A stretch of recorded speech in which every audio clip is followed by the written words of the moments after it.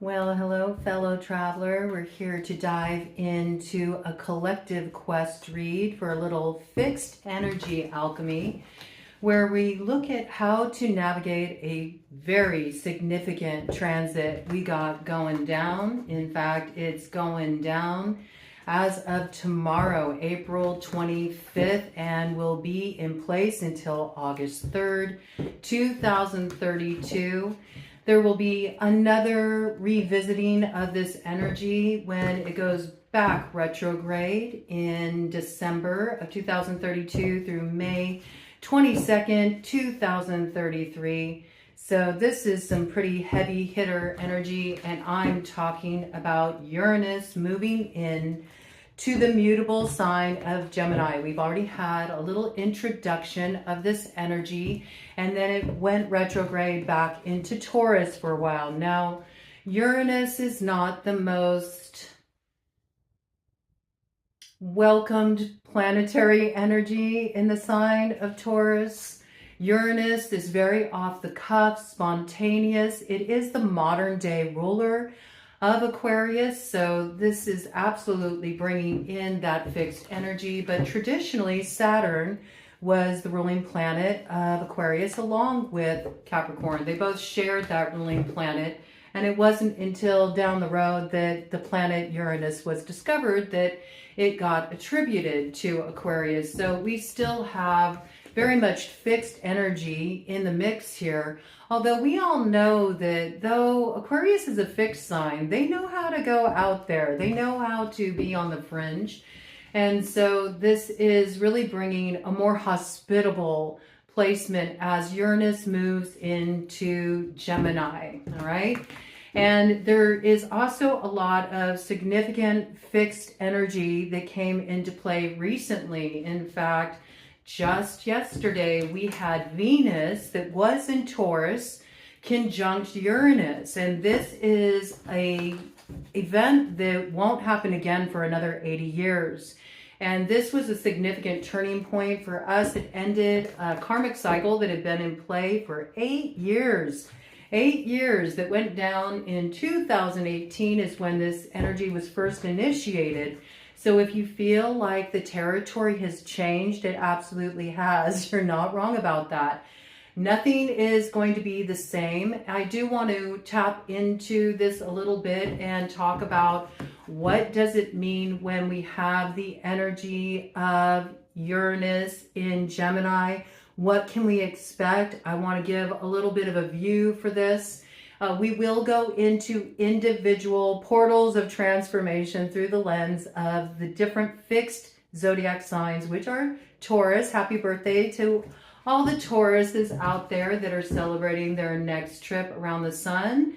And of course, we have Leo and Scorpio, who's also been quite a player during the cycle, continues to be with one of their ruling planets, Pluto, being in Aquarius. And we've also got their other ruling planet, Mars, which is Aries ruler. Aries is holding a lot of transformational energy right now, you know, long-standing transits with that energy of both Saturn and Neptune in Aries. So it's really dynamic climate right now, a lot shifting, changing. And then of course we got Aquarius in place there, really opening up the road for all of us as a collective moving into this expansive energy.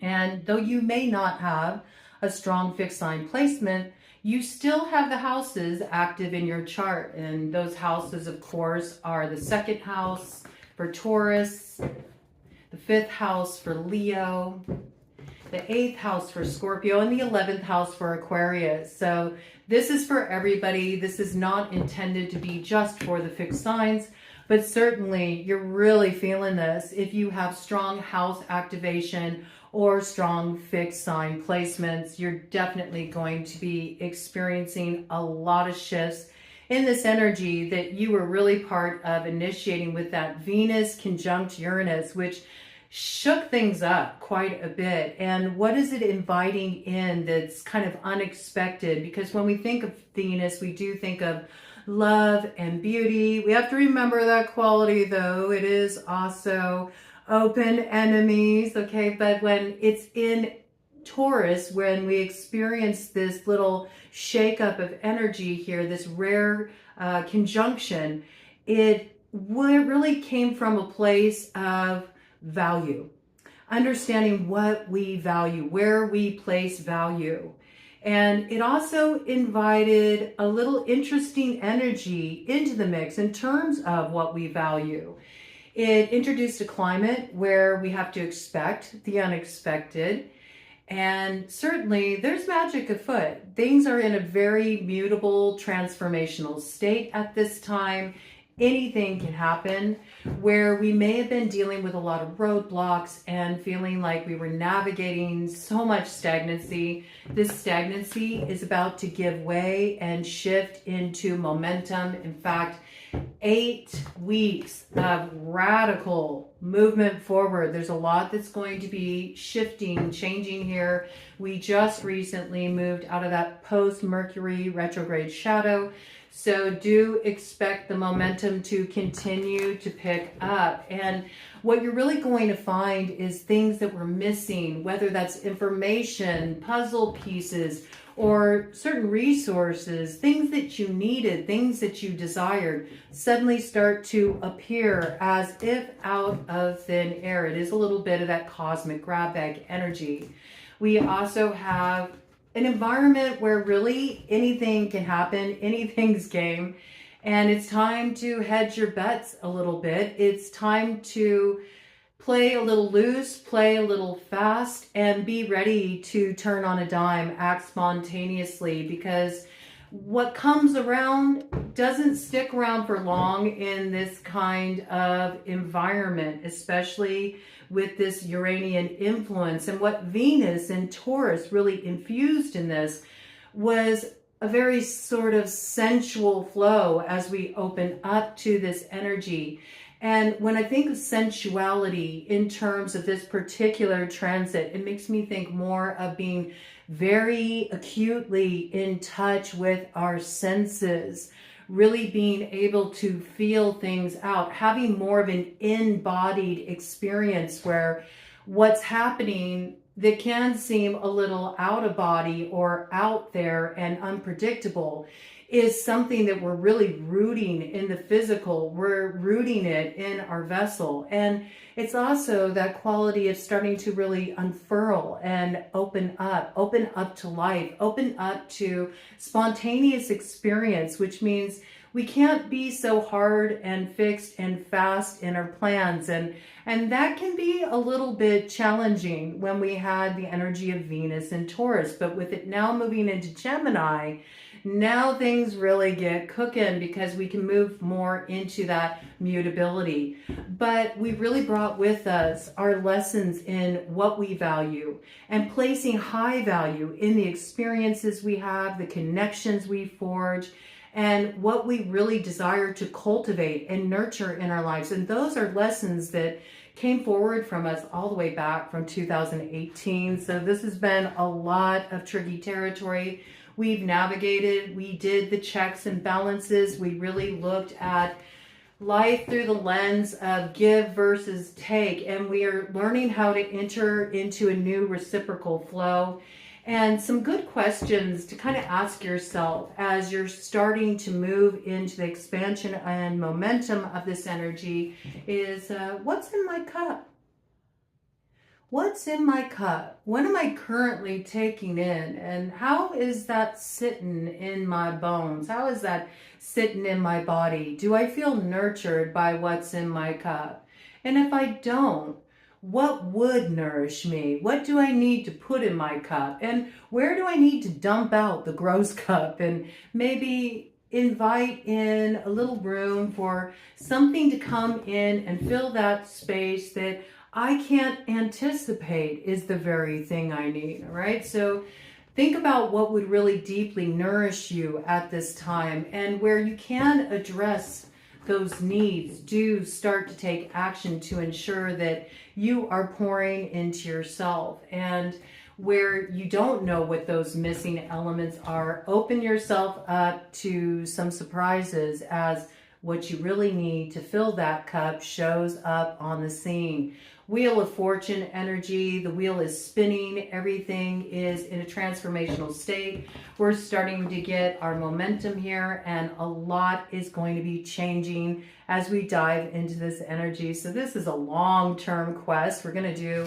a quest read to get a lay of the land, but before I go into that, I do want to talk about some macrocosmic themes that will come through during this cycle that we got Uranus in Gemini.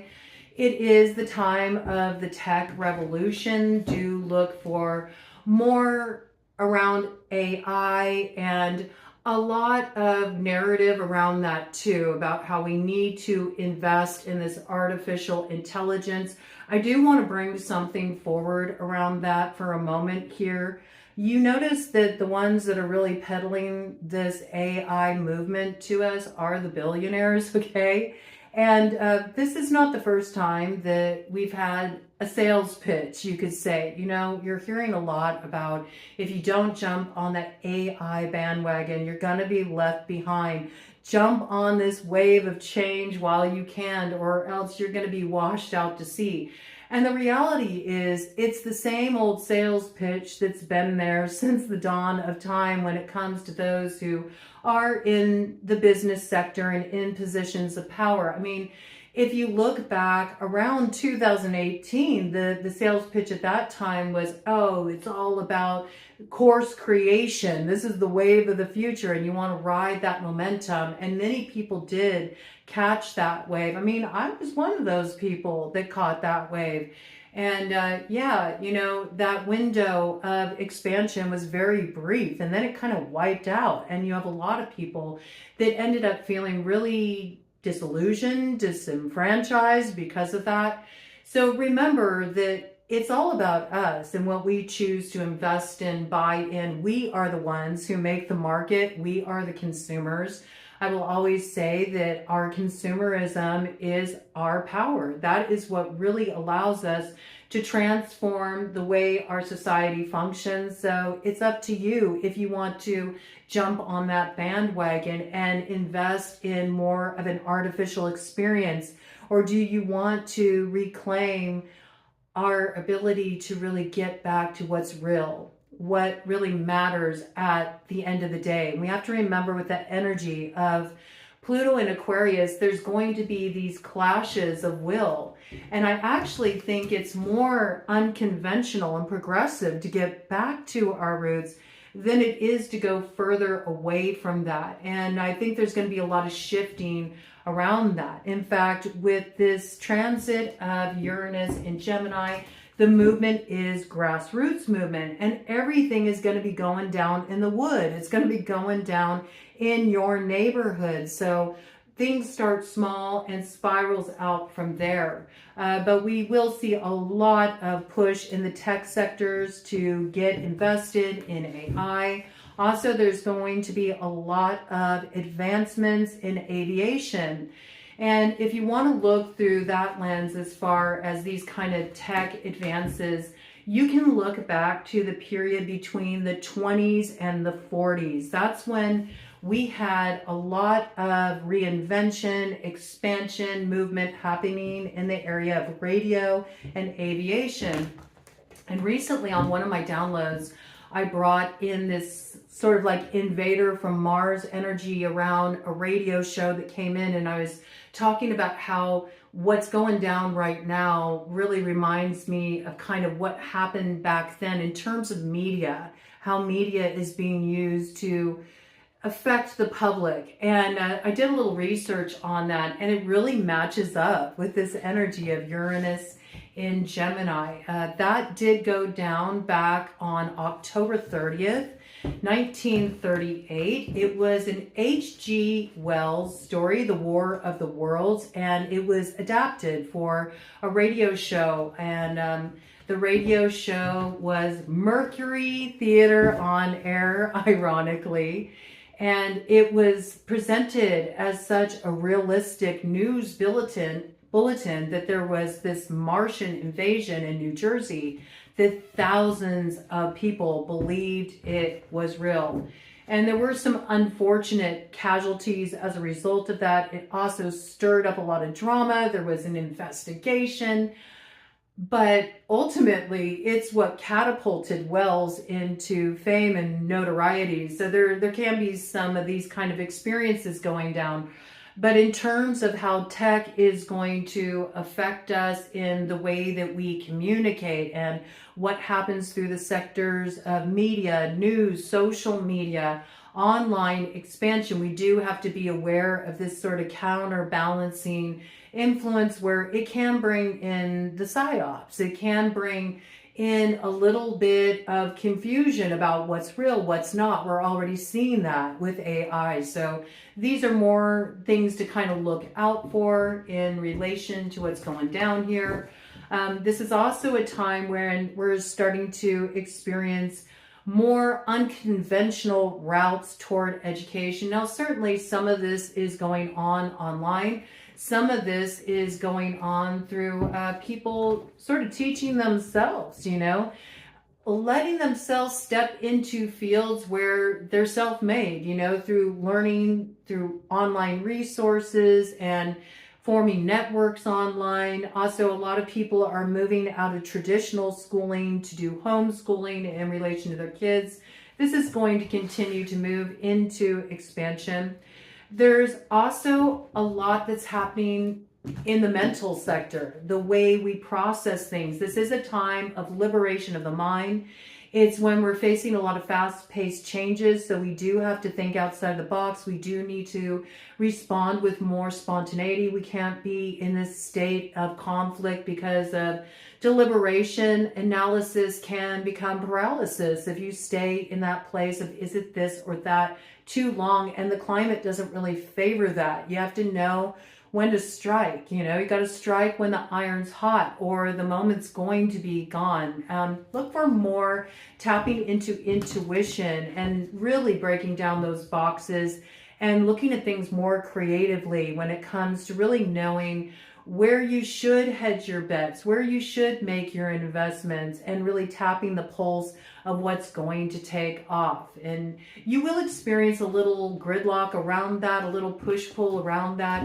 You may try some things on for size. You may feel like it really falls flat at first, but you have to understand that what is moving into expansion is outside of the box. So it's going to buck up against traditional values, traditional ways of doing things. And it can be a little difficult to get some traction when you're moving into that territory. But the more you stick with it, the more you'll kind of forge a way out of the dark wood, and you'll find yourself in the clearing, and you'll open up that road for many others to start to see things in a new way too. This is also a time where we're getting liberated from traditional roles, traditional values, traditional narratives, and moving out of rigidity and more into versatility.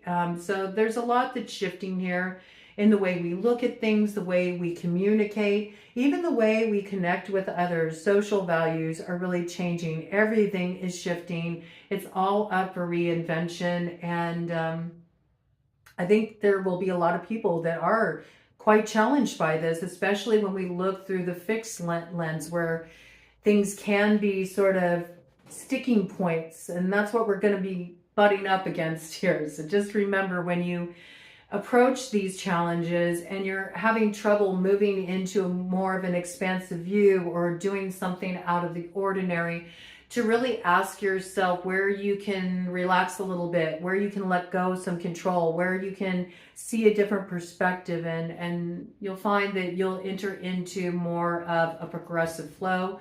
Do look for volatility to continue to be a theme around travel and trade, and for the push to be digital, especially in relation to currency and communication and just everything that we're used to doing through more of a traditional paper trail sort of way. So these are things that are going to want to move into expansion. But again, it's going to be up to us to really remember those lessons we learned from Venus and Taurus about high value experience, and really understanding, do we value that? Do we want that?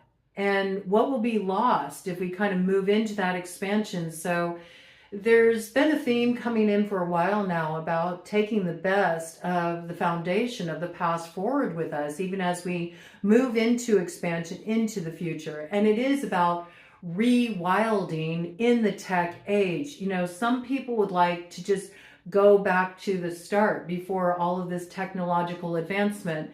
But that's not really a realistic way of looking at things. You're never going to have people give up their technology. You're not. And anytime we have this push-pull kind of energy in play, we do have to consider the bigger picture and recognize, how can we carve our way through this challenging territory where the move is into expansion technologically, and yet we don't want to do it at the cost of our foundation, which is the earth itself. So do look for more progression too in terms of renewable energy sources, and making sure that we're really sticking to our guns when it comes to the things we can't sacrifice, that we shouldn't sacrifice, all right? So yes, the world is changing. The old way is coming to an end. And we haven't had a moment of transformation like this in a long time, and we won't again for another 80 years. So potent energies. Think about what you learned since 2018. Just think about how much life has changed since then for all of us. The whole world has shifted radically since 2018. It's like day and night, and there's more of that in store. So buckle up, come along for the ride, go with the flow, don't fight the force, be at the center of it and let it originate from you, from a place of high value. What's of high value to you? And really invest yourself in your life in such a way where you can open yourself up to that magic, up to the energy of transformation, enter into a reciprocal flow, which really means we have to let go. You can't be in a place of control. 22 on the clock, double fours, that moves us into that foundation of mutually shared power, co-created power. And that is the collective energy that we are moving into at this time. All right, let's do it. Opening up with the Fixed Energy Alchemy of Taurus, Leo, Scorpio, Aquarius, and how the collective can work with these energies, the energies of the second house, the 5th house, the 8th house, and the 11th house. Let's dive into it and see what is the quest before us. I'm working with my angels and imps because we do have kind of this polarized environment. The polarization does really remind me of the fixed energy. And so let's see how we can work with this in this sort of mutable territory, highly mutable territory that we're entering into now. And we know that if anyone can lead us through this particularly expansive and also revolutionary and unpredictable cycle that also brings a lot of magic onto our path, it is going to be Aquarius, who has Uranus as its ruler. Okay, so let's see, what is this quest before us?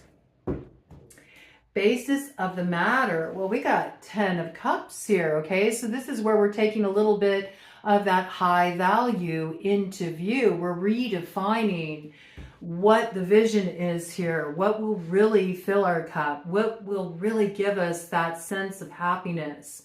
We've been through a storm, but what's on the other side of that? We've had a clearing here. There's something new we can create here.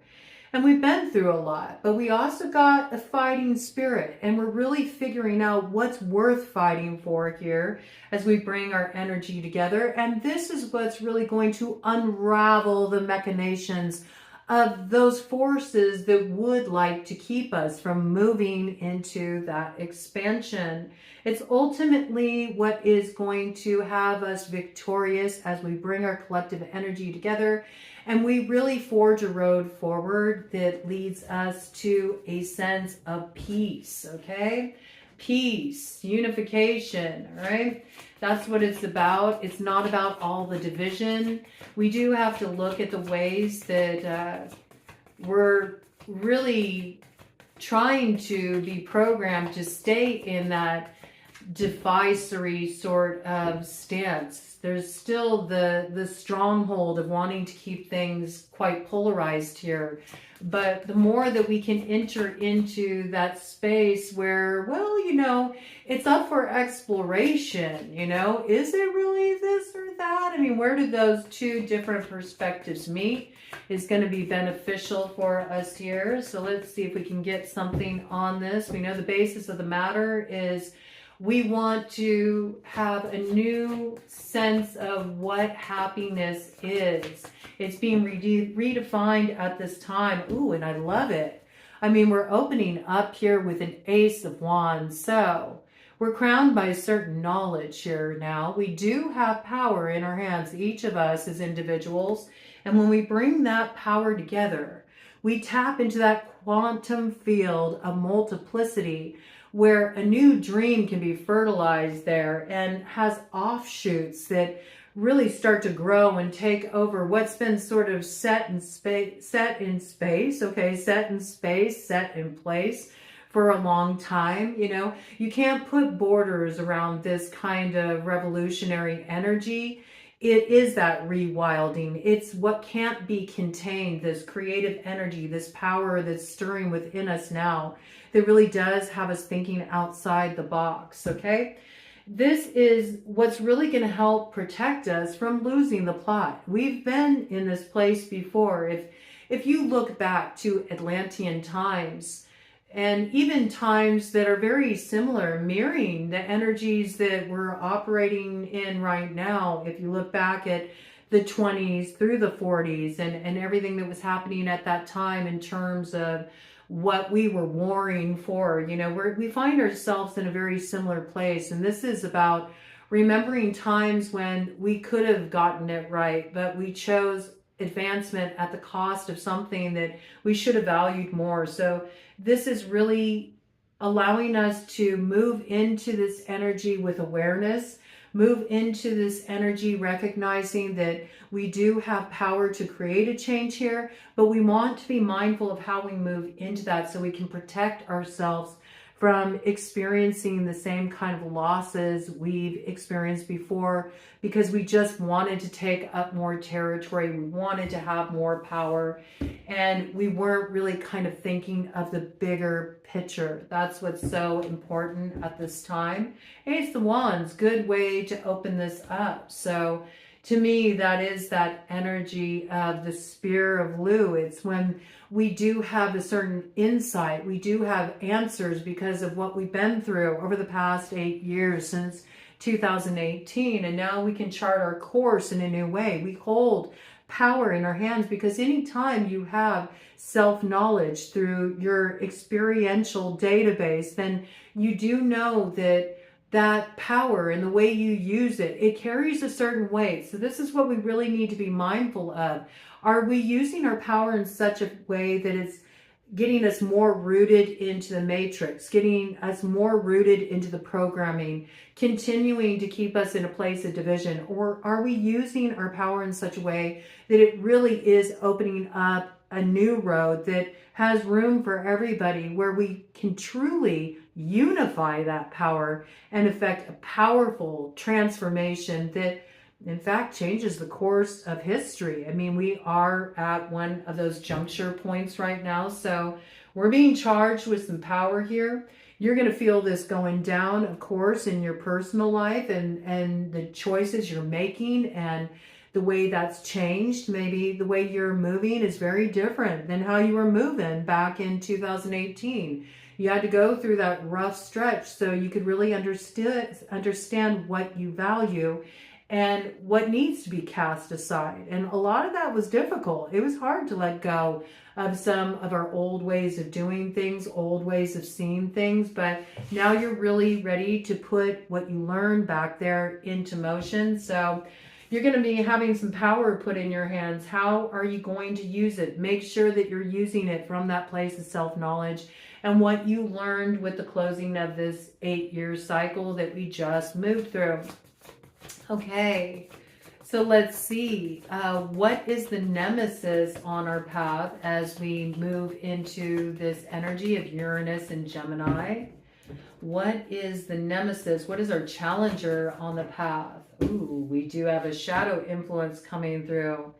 7 of Pentacles, being too invested in an old stance that actually really contains the magic when it wants to spiral out and become something new. This is being too invested in something that's already come to an end. Right now, we're meant to reach further into our exploration. We're meant to step on a path that is going to become our teacher and allow ourselves to explore creatively, explore different ways of communicating with each other, explore what advancement really does mean to you. This is a time where we can recover dignities that we feel we lost back there. There's something that can be restored here. And it's really about taking that power of restoring your dignity out of the hands of others and placing it within yourself. It's all about what you value, how you value yourself, and how you use your energy moving forward. So the more you kind of invest in looking back at the way things went before and having it as a sticking point, being too fixed in your position, not willing to accept that some things have come to a close, that some things just are the way they are, and whether it went down the way you wanted it to or not, it really is time to lay that to rest so you can open up to the possibility of what's ahead that actually is the reinvigoration of whatever was lost back there. Now, this could be something that went down that was really painful for you, a painful ending. You could have really had a lot shifting in terms of your relationships or the work that you were doing or just the way life was before everything got shaken up here, and what was too set in stone needed to be chipped away so we could get to the heart of what really matters at the end of the day and lay a new foundation in place. This is really considering, as you're starting to move into this energy, as you invest this power that you hold, do it from a place of laying down a foundation for the new rather than kind of going by the playbook of the past, because there's no point in investing in that direction. Everything that supports you moving forward is about moving into greater expansion and doing things in a new way, okay? So stop investing in what doesn't nourish you. Stop investing in the things that don't fill your cup, where there isn't that mutuality, there isn't that give and take, and you'll find that you'll like where things head here, okay, as you navigate the territory up ahead. What's our spirit ally as we move into this expansion of Uranus and Gemini? What is our spirit ally? Well, we got quite a bit that's our ally here. Basis of the matter, it's to really hear the charge of the new call. Get ready to use that power in a wise way. This is about using your power to move into expansion, using your power to build the light in your life. This is what's going to prevent you from being held back from anything that may have held you back in the past. And a lot of people may feel held back by arguments of the past, people they were at odds with in the past, and that can be a real sticking point. It's also about not worrying about what other people are saying about you as you do start to step out of bounds and act of your own accord and what's right for you right now, because there's going to be people that don't agree with you. Some people are very invested in the old way. They don't understand some of these moves you're going to be making as you start to really switch it up, because you have a new understanding of who you are, your place in the world, and what you're here to do. So don't pay any mind to that, about what people are saying to you, or how they're talking about you behind your back. Let them go ahead and wag their tongues. None of that matters. Too many people get caught up in what other people think about them. And I look at this just through the lens of tarot, and I see this is just overwhelmingly what we find in tarot across, you know, the online community. Is there's so much investment in what other people are doing, what other people are feeling, what other people are thinking. And see, that's the kind of stinking thinking we need to free ourselves from, because that's what's going to keep you really held back. It's going to keep you in that shadowy space where you can't transmute the energy and move it into progression. Forget about all that. Let people talk. It doesn't matter what people say. This is a climate where it's all about what you do, the moves you're making, and your actions, and the results speak for themselves. So just keep it trucking, man. And not everybody's going to get what you're up to here. Not everybody's going to get what you are seeing here, because they don't have your referential point. They don't have your understanding that comes from your own personal experiences. But this is really about you trusting yourself, trusting your own take, trusting your intuition as you move forward here. And there is some opportunity coming in here that is going to move you into greater expansions. You do have expansions. Okay, greater expansions. It may be an opportunity that seeds many other opportunities for you, but it may be something that 2018 you never saw yourself doing now as you step into this in 2026 and beyond. And this is just one step into expansion that will lead to many expansions. So we're just starting to take up more territory here. So let others talk, let others do what they do. And it's not about you trying to get them to come along with you. You may need to forge that way on your own for a while, but I'm telling you, this momentum will pick up. And as it picks up, others will come along in time. You got to stay focused on where you're going here. This is the Knight of Wands energy, so it's fire forward. This is about not taking the bait, not getting hooked into old dynamics. Keeping it moving is what's going to move you into expansion. And as long as you don't take the bait and you don't get hooked into those circular kind of arguments that keep you in the same old karmic loops, the more you're going to find that where you were feeling held back and you felt like you couldn't get any traction, suddenly transported from one place to another, as if in the blink of an eye. And that may seem kind of impossible to you right now, because you may have become familiar with the gridlock, but this gridlock is certainly giving way, and you're going to be moving forward very quickly here. Moving forward quickly out of the south node of that Hermit. And there's a lot that's going to be shifting in this territory as you move forward. You can foresee your future by grokking the fire. You understand what I'm saying? It's all about entering that transformational energy of the fire itself.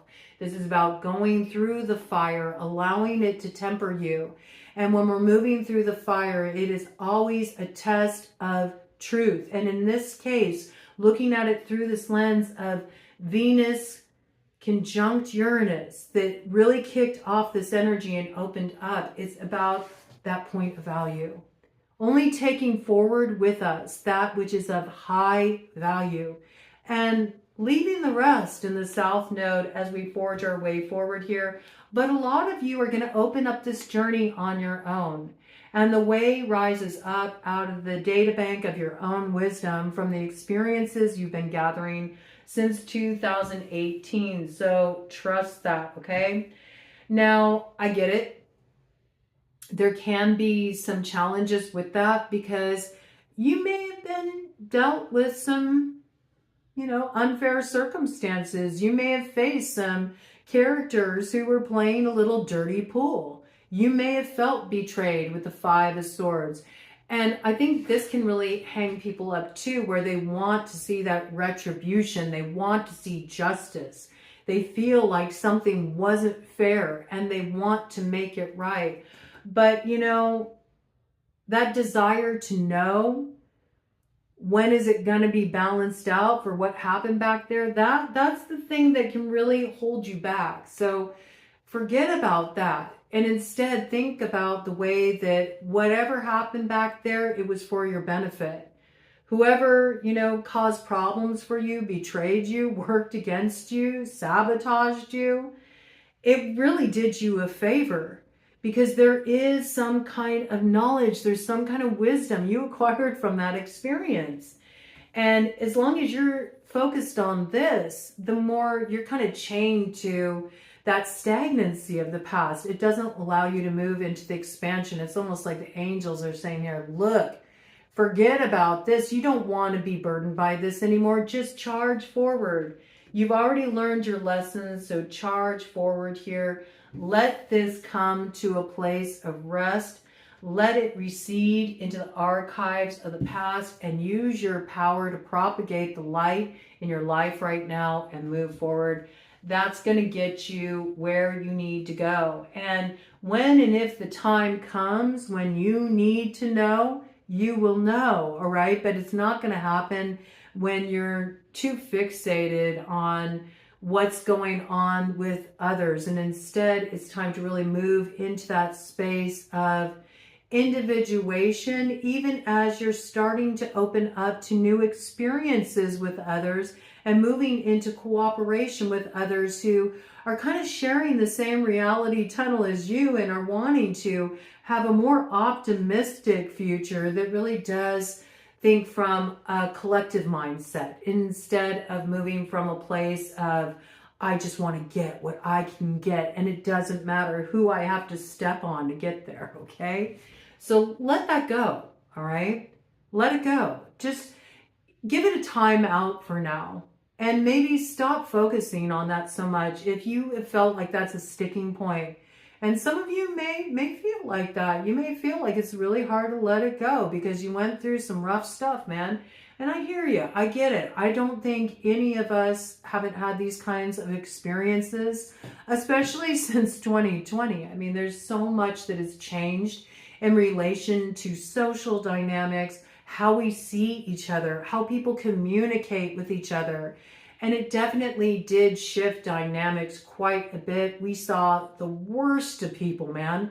But we also saw people who really rose to the challenge and were able to pull off, you know, some feats, rise above things that really could have served as limitations. And maybe you need to look at yourself in the mirror and recognize ways that you overcame what really could have had you anchored in the old cycle. And instead, you took the risk.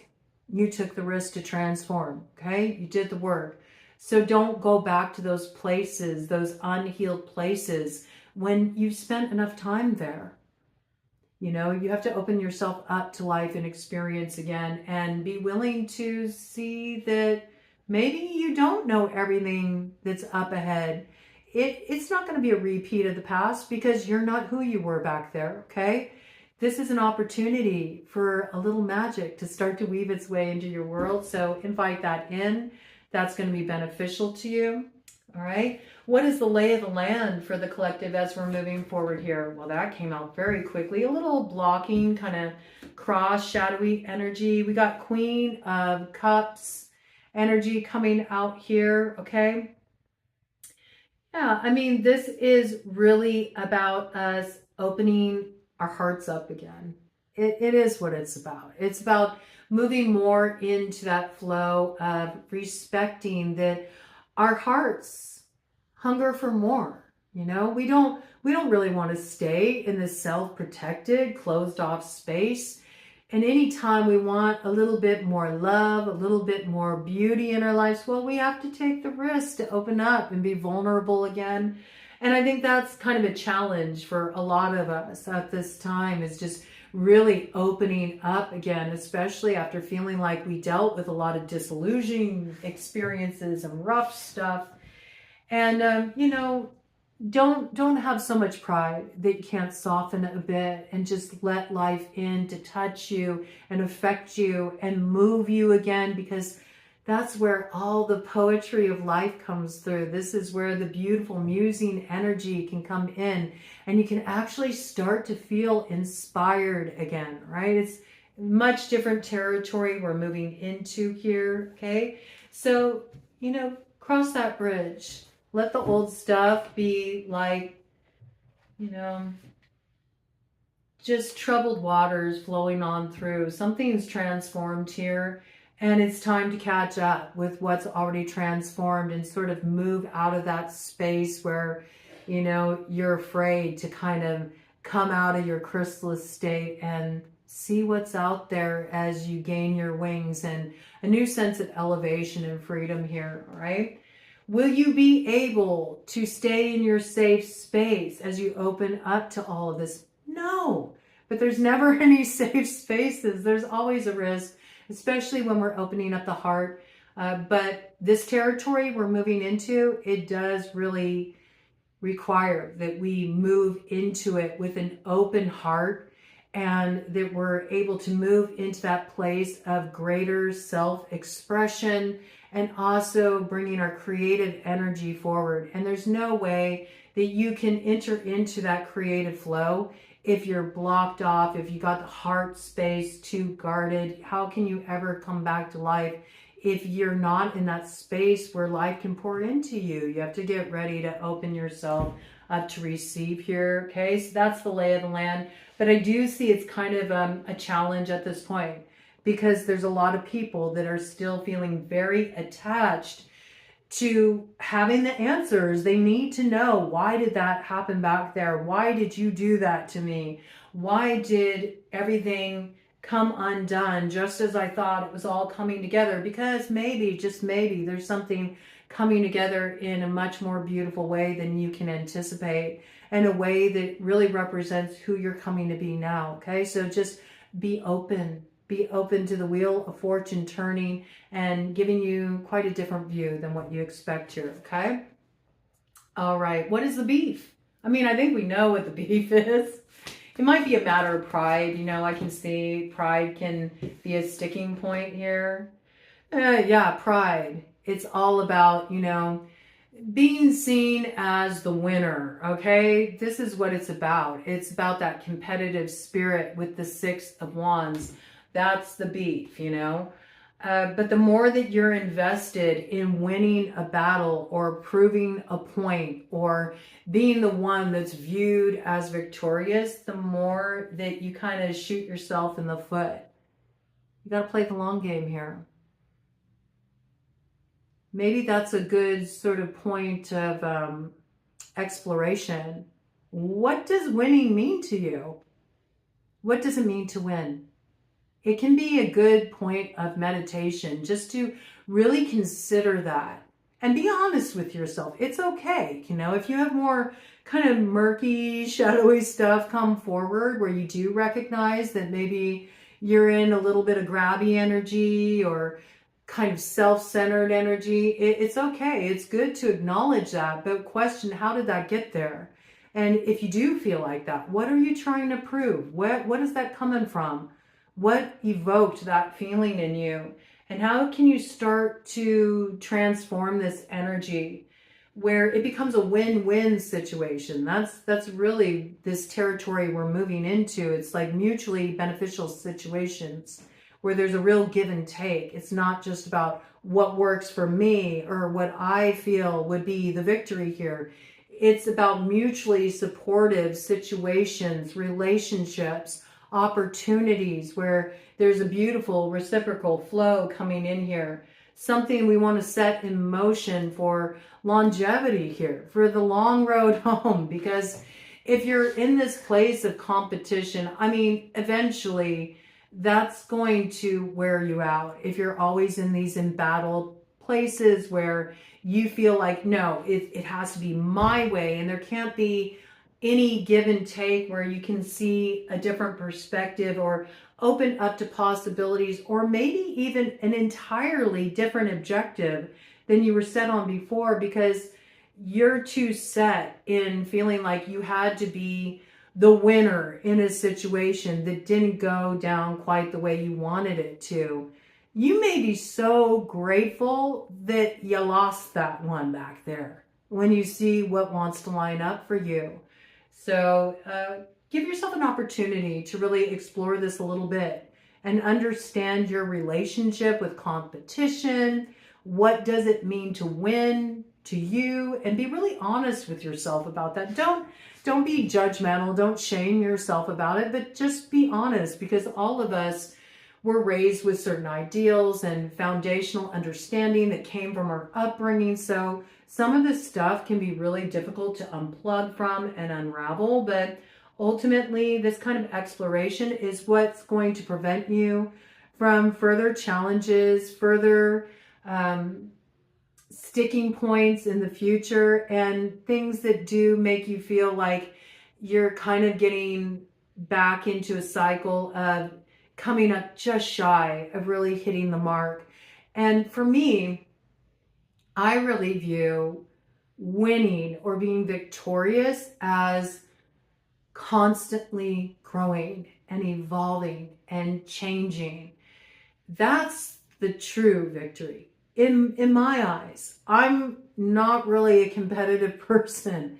If I find myself in competitive situations, I choose to be more in a place of really looking at myself and feeling more inspired. Like if I see people that I feel are working with a lot of talent, or they have brilliant ideas, or they got a lot of momentum going in their life because they've really become an expert at what they're doing, or maybe they have an awesome relationship, where they're really in this beautiful place of synergy and sharing with their partner, and there's a lot of respect in their connection. I don't feel envious of that. I feel inspired by that. I look at that and I go, wow, how can I learn something from this situation? And in places where it bumps up against my own sense of internal wounding, or I bump up against my trauma or stuff that I'm still working on healing, I look at it as a point of reflection for greater understanding of where I need to transform myself. And every time I overcome one of those hurdles and I move in a greater expansion, that for me, that's the mana. That's a victory. As long as I'm growing and evolving and I'm becoming something that yesterday I never thought was possible, that to me is a victory, okay? So it's really about just understanding your own relationship with that. And I don't know, I've kind of always been that kind of a person, and that had a lot to do with my upbringing. It had everything to do with what my mother and my father instilled in me. And so I just have that perspective, and it's something that comes quite naturally to me. And I've always been able to look at others' achievements and feel like happy for them and want to cheer them on and want to support them. But there's a lot of people in this world that have more of an every man for himself, or I'm a bored, pull up the ladder mentality. And it is something that is sort of programmed into us, but it's programmed into us for a very specific purpose, to keep us in that place of polarization and division. And it's something we really need to start to question here, because the more that we fed into that mentality, the more division has been created, the more we've lost the plot, and the more we've experienced the degradation of society as a whole. So we need to think differently about things here. We need to start thinking about how we all can benefit moving forward and how we can really change that track of consciousness, okay? So this could be something very positive for us to explore here that can be a real source of transformation and can protect us moving forward from more losses, more challenging circumstances, and maybe even nurturing relationships with people that are not of that mindset. Sometimes you do have to let connections go if you're in a situation where you have somebody who's always kind of looking at what you got going on, and then maybe they feel a sense of competitiveness with you. And so you enter a dynamic where you think that, you know, hey, we got, you know, a good connection here. We're friends, or we really do well, you know, working together. You know, we're good business partners here and we share a common vision. And you're dealing with backbiting all the time. That can injure you in the long run. And that's sort of thinking about like, well, what am I putting in my cup? What kind of relationships am I nurturing here?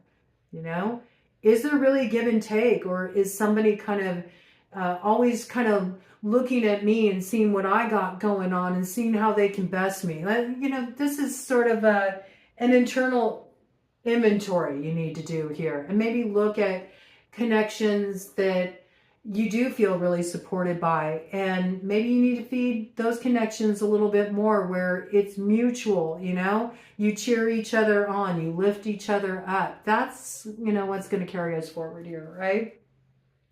So yeah, don't spend too much time trying to battle it out with somebody else and trying to prove a point by being victorious in a situation where it's quite the opposite. You know, both of you lose in that kind of dynamic. Nobody wins really in that kind of competitive mindset where somebody has to be the winner and the other is the loser. It's like, just because something doesn't work out for you doesn't mean you lost anything.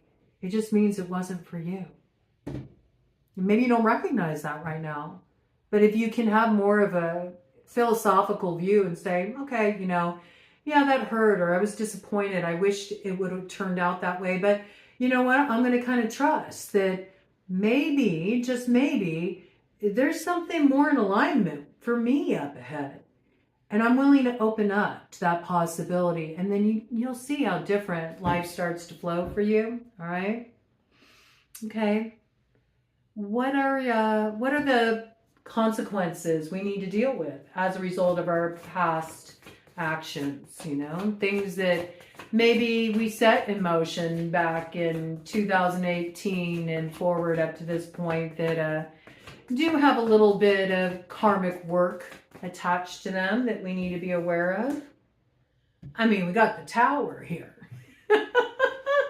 We got the tower here, you know? Look at this, Uriel holding that flaming sword of truth, saying, do we need to pull out the records again? Do you understand the assignment? It's time to use your will to transform, not stay in that place. It is time for you to transform. Because if you're not ready to transform, if you're not ready to kind of chalk it up to the game and stop putting the focus on what happened back there and start being more forward oriented and what you want to create in this space now, you're going to invite in a tower.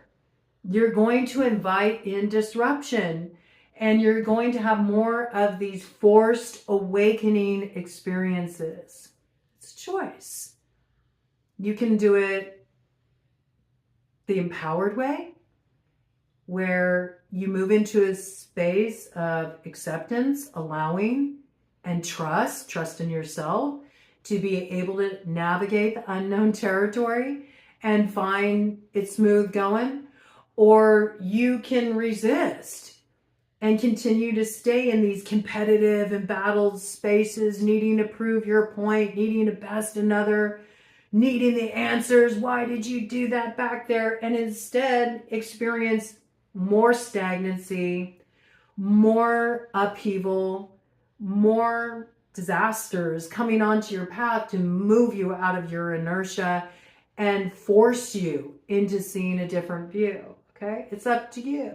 I would rather go with the flow. Some of you may have a harder time letting go, you know.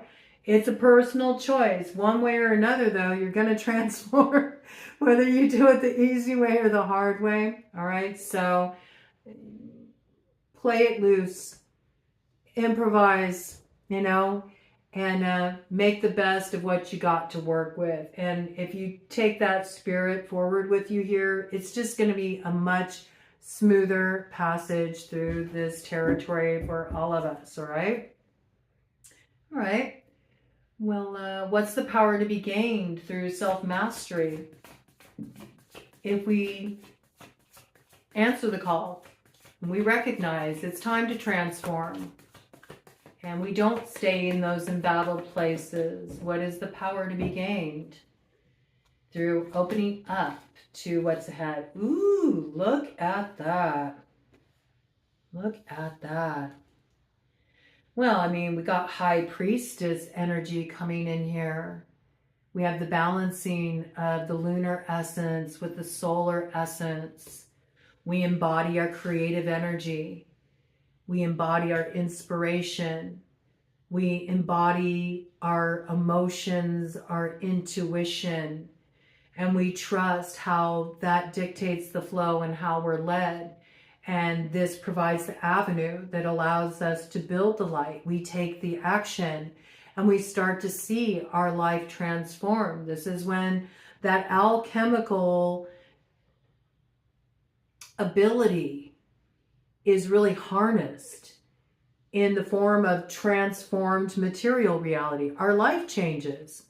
We start to see things differently internally, and the outer reflection changes in measure. This is about us really tapping into that secret knowledge that becomes that element that was missing. It's that element that changes the scope of your reality and the opportunities that come your way here.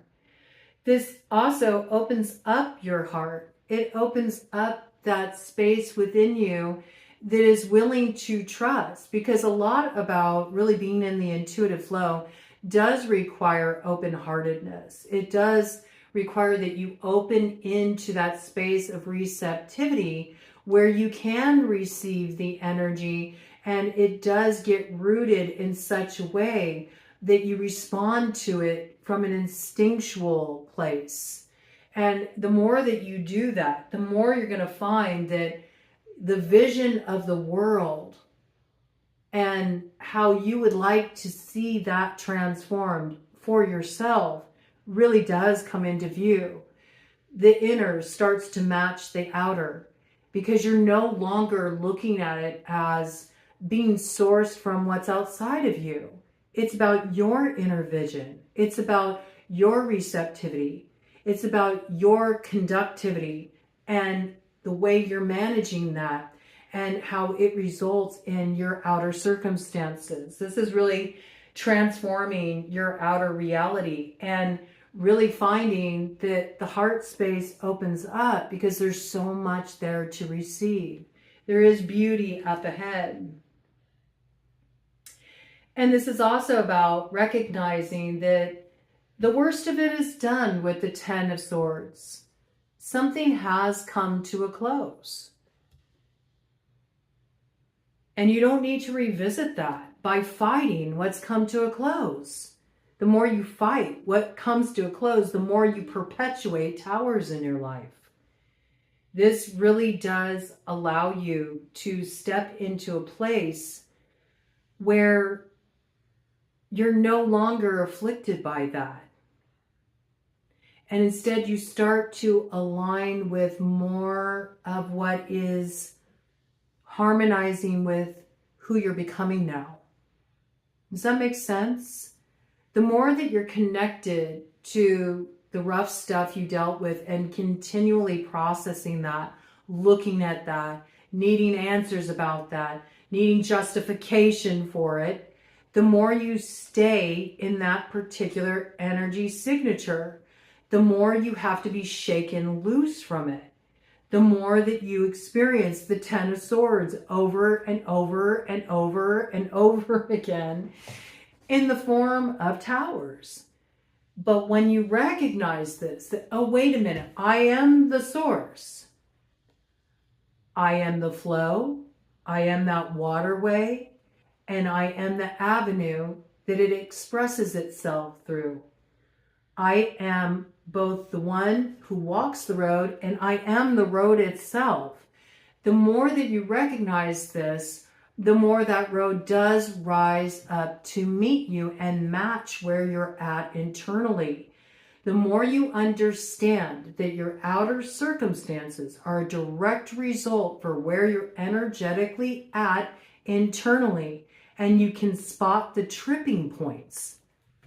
Like when you do have something that's perceived as negative happen in your life, or that you perceive as a loss, the more that you use that as sort of a sticking point, a point of finality, and you allow it to take you into a downward spiral where it starts to lower your energy, rather than using it as a point of reflection and understanding and emotional integration. The more that you perpetuate these difficult experiences over and over and over again. And this is the power to be gained through self-mastery, is really starting to use this as a tool of reflection. So when you do reach those sticking points where you become very fixed and you want to gain control of something because you feel like you're dealing with one block after another, one challenging circumstance after another, one obstacle, one argument, one rough hand being dealt to you after another, and instead start to say, okay, well, wait a minute. Where am I at with this that's kind of keeping me in that gridlock? And it's not saying that things happen to us that aren't just really rough to deal with. And it's not that we brought that upon ourselves, okay? Because there is the will of other people. You know, sometimes unfair things happen. It's the nature of reality. But you do not need to get attached to that and stuck in that. And there's a way that you can use it as a tool of reflection and transformation and understanding of what it provokes in you that keeps you stuck. Do you see what I mean? It really isn't about the other. And that's not saying that there shouldn't be justice served for those who do things that are incorrigible to other people, for those who cause harm to others. But never is moving into a state of victimization the answer. The more we enter into a state of victimization, the more that we hold ourselves back, the more that we can rise above what has seemingly been done to us by others and use it as a tool of transformation and to understand ourselves better and the value of our own choices and the value of trusting our intuition and knowing when something isn't right, knowing when it is okay to lay down a boundary line, knowing that that's an act of empowerment too, knowing that sometimes you do need to end something because it is unjust. The more that you step into that place of really understanding that your life, your choices, and the way you view those painful experiences is the defining point that determines how the road rises up to meet you moving forward, the more that you do step into this power of creator of your reality. We've all gone through experiences in our lives that were painful, that were unfair, where we were wronged. But we get to decide what we do with that. We get to decide whether or not we allow that to be the thing that levels us, or whether we really do the work to find the place within us that knows that it's worth us rising to the challenge to transform and strengthen ourselves from that experience so that we can move forward in wisdom on our path. And then we find that the landscape of our life really shifts in relation to that, all right? Staying in a place of feeling victimized never serves us. It never serves us. And in the end, it never gives us any kind of justice, because it's like you're giving over your power to the oppressor. You're giving your power over to that very thing that brought you to your knees. The moment you recognize that, the moment you lose your attachment to what wronged you. And you break that contract so that you can find what makes things right. And that is something that is very much an inner job, because you can never control the actions of others, but you do get to control your choices. You do get to control how you move forward. You do get to control how you see yourself. And so it's very deep work, and a lot of times it does require support, and it's never easy territory to move through. So I'm not belittling that process in any way, shape, and form, because I myself have moved through territory where I've had to integrate some really heavy experiences, and it took a long time for me to be grateful even for some of the awful experiences I've been through in my life, that in the past I cursed those experiences, like why did that have to happen to me? And it wasn't until a lot of deep inner healing work, and also, going through some counseling, going through some group support, really working on myself, that I got to a point where finally I just let it all go. And then I was grateful, because I recognized, yeah, that was rough, man. That was rough. That pretty much annihilated me. And I'm not who I was back there. It required me to go through such a radical transformation that sometimes people who knew me from a long time ago don't recognize me now. They don't feel I'm who I was, who they knew. And I'm not. I've continued to grow. I've continued to evolve. And I'm grateful for that. I'm grateful for that because of the way it's infused my life with so much more value, so much more quality of experience. And I'm grateful for what I learned. I would have loved to have learned it easier, I would have loved to have learned it in a more gentle way. But there were things that were so fixed within me. It's the only way it could have come on through. And I've been through some pretty heavy stuff, so I know what it means to go through tragedy. Absolutely. I know what it means to be victimized. Okay? I've experienced some pretty heavy stuff, and it didn't happen overnight. But the more that you can be in this place of understanding that you do have the ability to heal. You have the ability to heal. You have the ability to open up to life again. The more that you will find that you rise up out of those ashes and something beautiful does come through. Even the greatest crisis, something beautiful can come through. And when you look at people who have been through some really intense things in your life, things that you don't even understand, how did you transcend that? Usually their life becomes a testimony. Their life becomes a source of inspiration. Their life becomes something that helps pull others out of a dark place. And maybe you didn't ask to be charged with that kind of an assignment.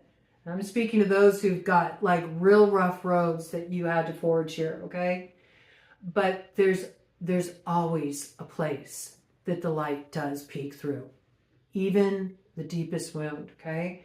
So this is you really discovering your source of power from what leveled you, and it becoming the very thing that moves you into this place of total alchemical alignment within yourself and wisdom as you forge your road forward here.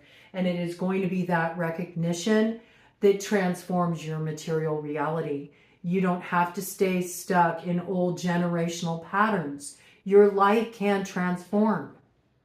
You don't have to have the same karmic loop of your past or of those who have gone before you in your bloodline. You can have a different reality. And that can be like a light that shines the way forward for those who will come after you.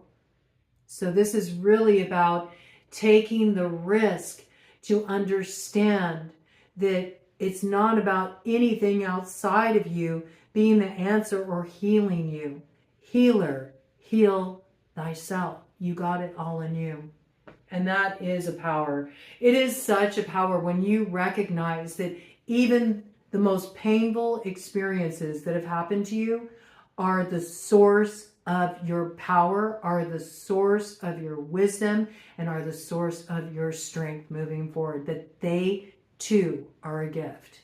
And there's this kind of recognition coming through for you because of something that radically transforms in your life as you have known it up to this point. It's like a whole new world opening up to you. You'll be surprised. You'll be surprised as the old view of your life starts to fall away and you see what's possible for you now, okay? There's something you've really transmuted here. Okay, what's at stake for you and those that you love, those that you are sharing the road with? Okay, we got 2 that flipped over here. We got 8 of Pentacles coming in with Knight of Pentacles. You see, you've done the work to transform. And this allows you to meet others who have also done the work. And you join your forces together, and this builds you up not only independently, but mutually, you see? This is when you can actually transform things in material reality. Because it's really an inner job. Until this inner work is done, your relationships don't change. The way you come together with others don't shift. And we're each responsible for this work. You can't do somebody else's work for them. You may think you know everything they need to heal and what they need to do and what they should do, the actions they should take and how they can make it right. But you don't know that person's soul work, okay? That's an inside job. Once you're in this place, though, where you've done that work, you do gain this ability to transform your reality. You enter into that flow of abundance. You become a magnetizing force. And what you draw towards you are excellent familiars. You draw towards you other people who have also done this work to transform. And that's when you achieve that philosopher's stone. You can transform water into wine, you know? This is when the fool who started the journey with beginner's mind becomes wise, and also becomes wise in understanding that you're always back at that beginning point again. You're always back at the beginning point again. But it's really beautiful here because a lot of you are going to experience this transformation in terms of prosperity. You're going to have a lot more opportunities coming your way because of the inner work you did in being able to accurately see yourself. And in being able to accurately see yourself, you're going to draw opportunities to you that you could never draw to you before because you didn't have that sense of self-value. You're going to draw experiences and connections towards you that are reciprocal, they're cooperative, they're mutually beneficial. So your relationships with others are going to change, your friendships, your business opportunities, your station in life. It's an inner job, but it transforms your outer reality. The work is within. It's not about getting into any kind of battle with anybody outside of yourself. It's not about blaming it on spiritual warfare. It's not about any of that. It's about you taking full responsibility for transforming yourself. And in transforming yourself, you actually end up serving the collective too. You serve others too. Others heal too. you join forces with others, and your connection becomes a pathway of transformation as well. It's mutually beneficial. So this is really about opening up the road, not just for you, but for others too. Unicorn energy. Unicorn horn, the magic of the unicorn horn is said to transform the waters. You see? So this is when that gross cup becomes the miraculous chalice. Something that continually renews itself, pours into you, but also pours into others. And it really becomes the waterway that leads you forward. Beautiful energy. It also becomes the stuff of the star, because 9 of Pentacles to 8 of Pentacles is 17. So this is the North Node coming into view, and being able to really find your way to that stone of destiny and share that road with good traveling companions who have also done the work and are moving forward with you in such a way where it's not about who gets there first, but no, let's all get there together, okay? So a lot of new connections coming in for you. Really beautiful transformation here. Maybe even some transformed connections too, with people who maybe have done their own reflecting and they're now able to meet you in a different place, okay? So be open to this experience, because it looks like a lot of us are going through deep transformations here as we move into this new energy. All right, what's at stake for the new world that we want to weave into being? This came out pretty quickly. I mean, I love it. Look at this. Mutual healing is the way through. That's how to transform the sort of sneaky, crafty, subversive, I'm going to get it while I can 7 of Swords to actually become the strategy that moves us forward into mutual healing and transformation here. I love it. Road opening energy. This is also when things you thought passed you by, things you thought lost, are suddenly retrieved. That missing element, it comes into view. You didn't expect it. You didn't expect it to manifest this way, but here it is. I thought that the cycle had closed on that. Whoa. It's come through healed and transformed. I'm so glad that didn't happen for me back there, because it would have been a repeat of a karmic cycle. But instead, because I lost that opportunity, now it's coming to me in such a way that it's transformed. It's meeting me where I'm at, and I'm able to actually receive it. Now something beautiful can happen. Do you see? Okay? So never question when things pass you by, because often they're passing you by because either you're not ready to receive it, or if you were to receive it, it would take you back into energy you already moved through, and you're not going that way. This is why it's so good to just like let it go and let it flow. There are hidden treasures on your path moving forward that are about to be revealed to you. You didn't lose anything. There's so much you're ready to receive. Just open up to it and stop worrying. Stop worrying about holding others accountable. It's not about that. Hold yourself accountable. Where others need to be held accountable, they'll be held accountable. They have their own work to do. We're all here to transform, okay?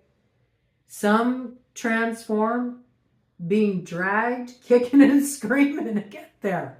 They may have to go through some fierce lessons, but that's none of your business, because that's not your road work. And you did your road work. You were under construction for a while, but now the roadblocks are being removed, and your new worldview is coming in here, and it's beautiful. Beautiful road opening energy. You've transformed, and you didn't lose anything. It's just being returned to you in a new form, all right? Watch how as it comes through. You'll be surprised how things kind of pan out here, okay? What is the cookie? What is the sweet reward? Wow, that came out fast. Look at this. Stepping into your true power with the Emperor here. It's like your angels are saying, you don't realize. You're already there. It's all here for you. So turn around, face the sun. because life's going to look a lot different to you now. And where you're going, you got safe passage, safe travel all the way there, as long as you continue to stay focused. Stay focused and don't lose the wisdom that you lost before through revisiting things that are better left in the past, because they gave all they could give you at that time. And maybe some things from the past do come back around, but they're not what they were back there. So it doesn't really serve you to continue to focus back there. The more you move forward, the more you're going to be protected from any sense of kind of like paranoia or conspiracies. Everyone is out to get me, okay? You're going to stay in your power, and that's really what's going to transform your world, okay? So don't look back over your shoulder. Keep moving forward, and anything that's meant to come back onto your path, it will come in at the appropriate time, not when you're kind of like checking for it. You know what I mean? There is something that's coming in here that's raising you up into a recognition of the power you hold and how you're not in the place you were back there. Something has really transformed. And when we look at the Emperor, it is that worldly power. It is power in material reality. So this is something really changing in your position that makes life a lot easier for you. And it is also about you being in a position where you're calling the shots, okay? So this is good. This is good. That's quite a cookie, okay? That's a sweet reward to really be in that Emperor position. This is when you can take that dream, right? You got to remember Emperor energy, Aries energy, Neptune, Saturn, and Aries. It's like really taking those lessons you learned and using it as a source of resolve to pull something out of nothing, you know, and root a dream in reality. You got a dream that's being rooted in a reality here, and it's beautiful. Okay, what's the target we should be aiming for here? All right, came out readily. 4 Pentacles. Laying down the new foundation and making sure that we're not building it from our vantage point of the past, right? Because that's what's going to tempt the thieves to steal your vision, is if you're building it from that perspective. Do you understand? Nothing can steal this vision from you now. Nothing can steal this vision from you now, as long as you keep your focus on where you're going and not where you've been. Just take the best of the past forward with you in terms of the new insights you have, the new understanding you have about what really nourishes you now, where you place your value now. And that's going to keep you from feeling like anything is like swapped destinies from you. No, no, no, no. You allow your destiny to be taken out of your hands when you actually instill that authority in another to have the ability to do that. Destiny is your ability to transform your fate into that which is the full expression of who you are becoming now. It's an inside job, and nobody can take it from you. Nobody can take it from you. And if you feel like somebody got your spot, maybe it wasn't your spot. Maybe it wasn't your spot. And there's some kind of inaccurate reflection there. Something to look at there. So polish the mirror, okay? And get a different perspective. Because this is about building on a new foundation, stabilizing a new vision for moving forward. Let me get one more on that. Anything else you want to add to that, Spirit, before I do a cut of the deck here? Anything else you want to add to that?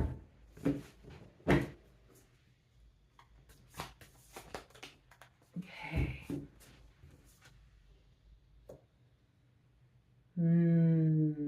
Yes. Yes. This is the strategy moving forward with the Page of Swords. It's time to be daring. It's time to step into the unknown. It's time to be a little bit more optimistic and hedge your bets and know that anything's possible. You can pull a rabbit out of the hat. You absolutely can. And this is about finding refuge in the unknown. There's refuge there because anything can happen now, which means you're not limited by the old storyline. And there's dreams coming into view and mysteries that are about to be revealed to you that were once hidden because you've experienced a transformation that's changed your perspective, and you've liberated your consciousness in such a way that it's allowing you to see who you are and your possibilities more accurately. So stay focused on the new vision and you'll be surprised where you land, but it is about building on a new foundation and not the foundation of the past. And yeah, dare a little bit. Hedge your bets a little bit, you know, don't stay so much in the safe space. If you really want to do something, if you're inspired to do something, but you feel like a little nervous about it, or you feel a little insecure about it, or you lack the confidence, you know, the only way you gain confidence is to be willing to fail, you know, to be willing to fumble, to be willing to look like a fool, to be willing to be a beginner. Don't worry about how other people view it or what they're saying about you.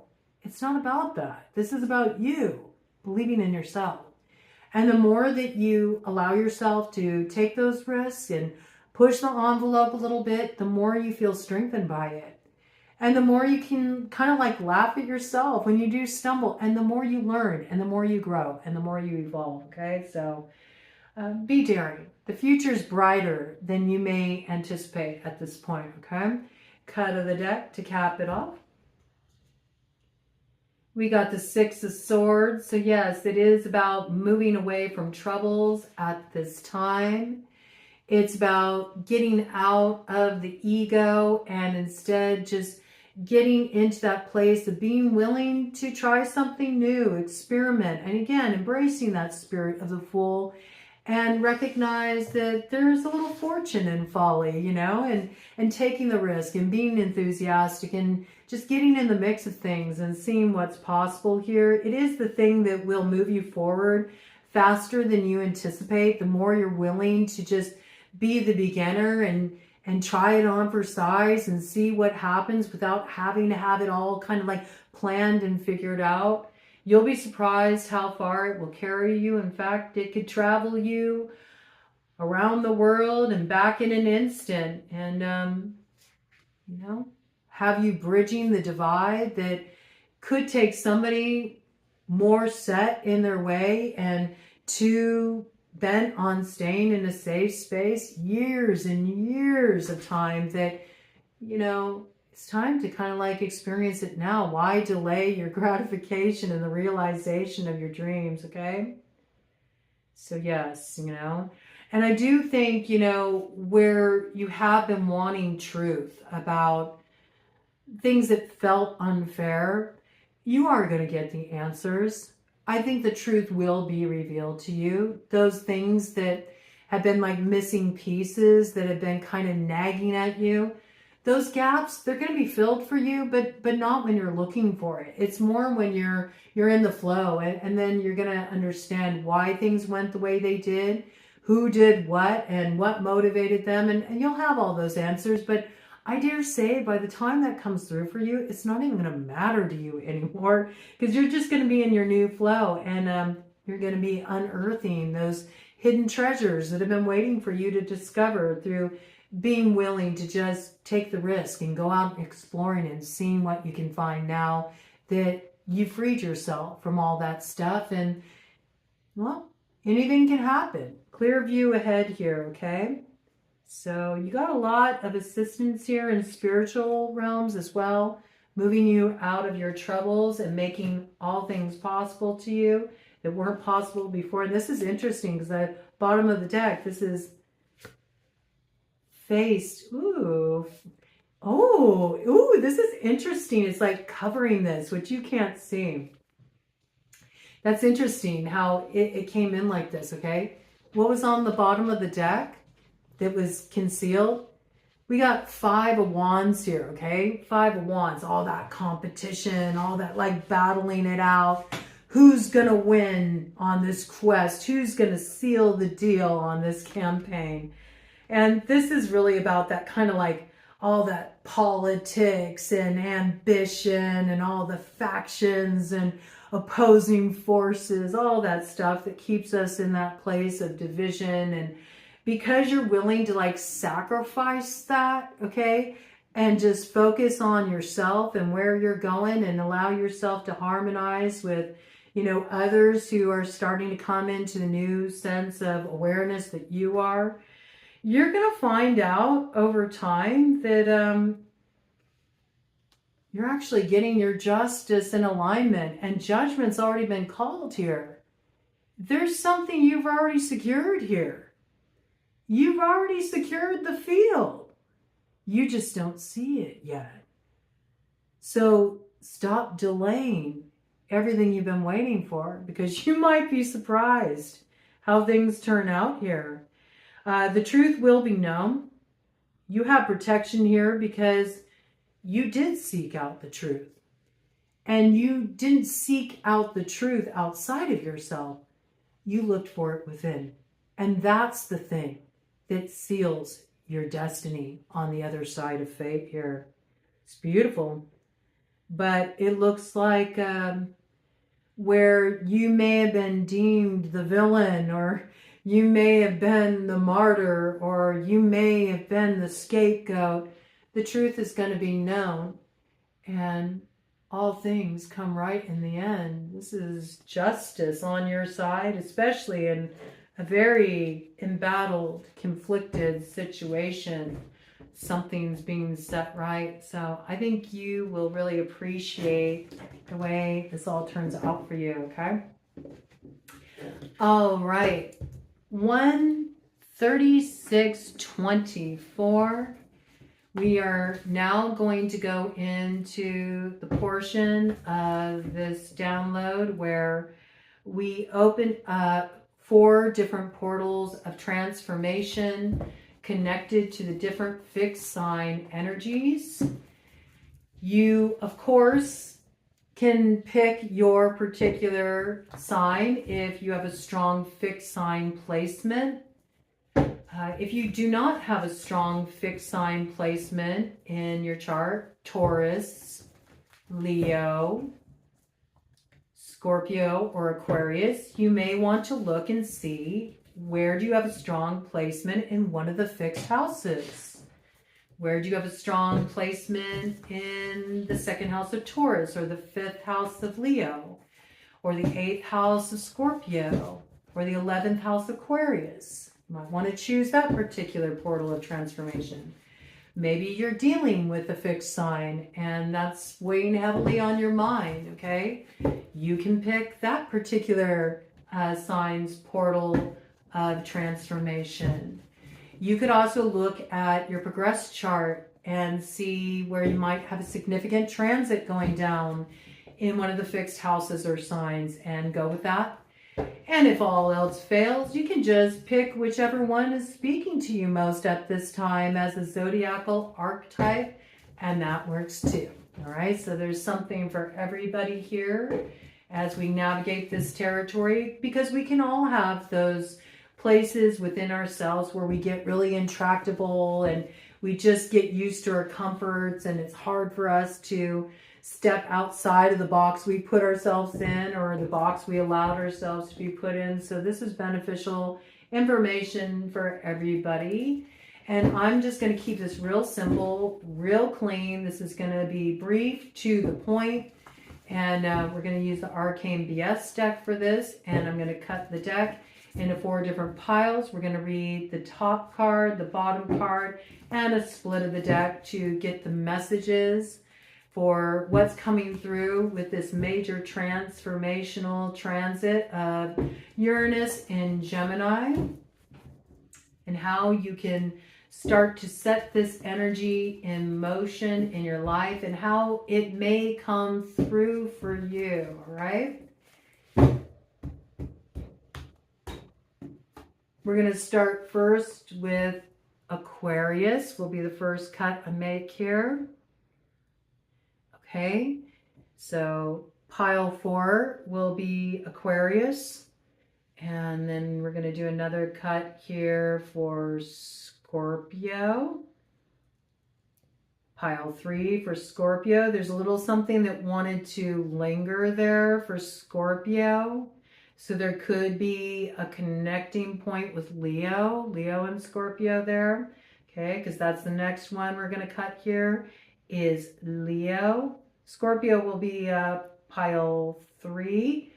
Leo, it's going to be pile 2. And then the first pile that is left over here is going to be for Taurus. So Leo is pile 2 and Taurus is pile 1. So you could also just choose a number that is connected to maybe a number of synchronicity that you're seeing. So if you're seeing a lot of 1 synchronicities, you may choose pile 1, or 2 synchronicities, 3 synchronicities, or 4 synchronicities, okay? No way is the wrong way. Trust your gut, pick your pile, and we're going to dive on into it here.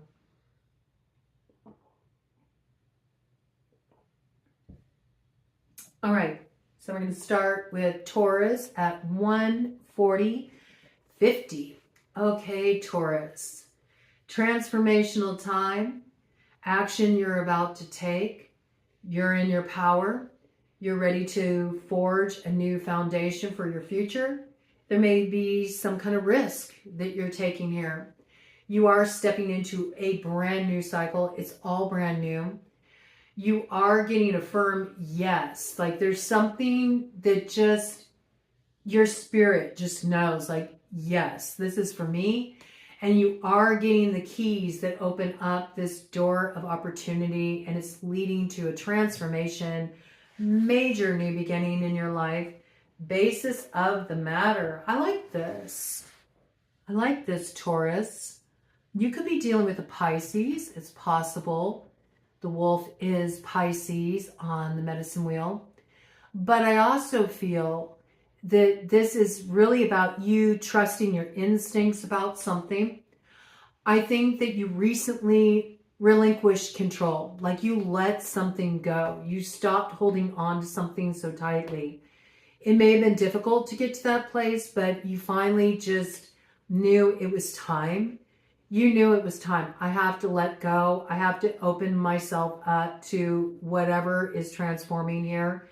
And I think because of your ability to let go, whatever it was that I think you struggled with this for a while, but whatever you let go of here, it's now opening up a lot of paths of progress, potential, transformation, exploration for you. And I think there's something that each of these paths does offer you. So I don't feel like you're really like hitching your cart to one particular horse. You know what I'm saying? You really want to have like some side quests here. You want to have a lot of different experiences. And I think there's multiple avenues you want to explore. You don't want to limit your options. And I think because you're opening up to that and you're willing to get out of your comfort zone, there's passive exploration coming through here for you, that you're really going to learn something from each of those paths that you explore, paths of value. But I feel like after you take it feels like little side journeys to me before you get to one that's just like, this is it. This is it. And you are coming into some soul level alignment where you're like, this is the thing. This is the thing that my soul has been crying out for. And once you recognize it, there's no missing it. And there is something beautiful coming into view for you that you are going to be receiving here. And it's really receiving a sense of arrival. That's what I feel like. I know this is my path. This is the path I belong on. And it's opening up a road that is going to teach you so much. This path is going to be your teacher. But before you arrive at this path, there's something that may be highlighted around this path that starts to get initiated with the full moon in Scorpio that comes in on May 1st. There might be an inkling of this, like something that starts to stir within you that you just intuit, like it's just a sense, it's a hunch, you know, it's a soul nudge, something that gets you exploring. But I feel like before you really land on that path, there's other roads you need to travel down. And each road you travel down, it's almost like, it's interesting. It's almost like the paths are appearing as doors. And you open one door and you walk through. And as you walk through that door, and the key that opened up that door was your ability to let go of something that you were holding on to for a long time.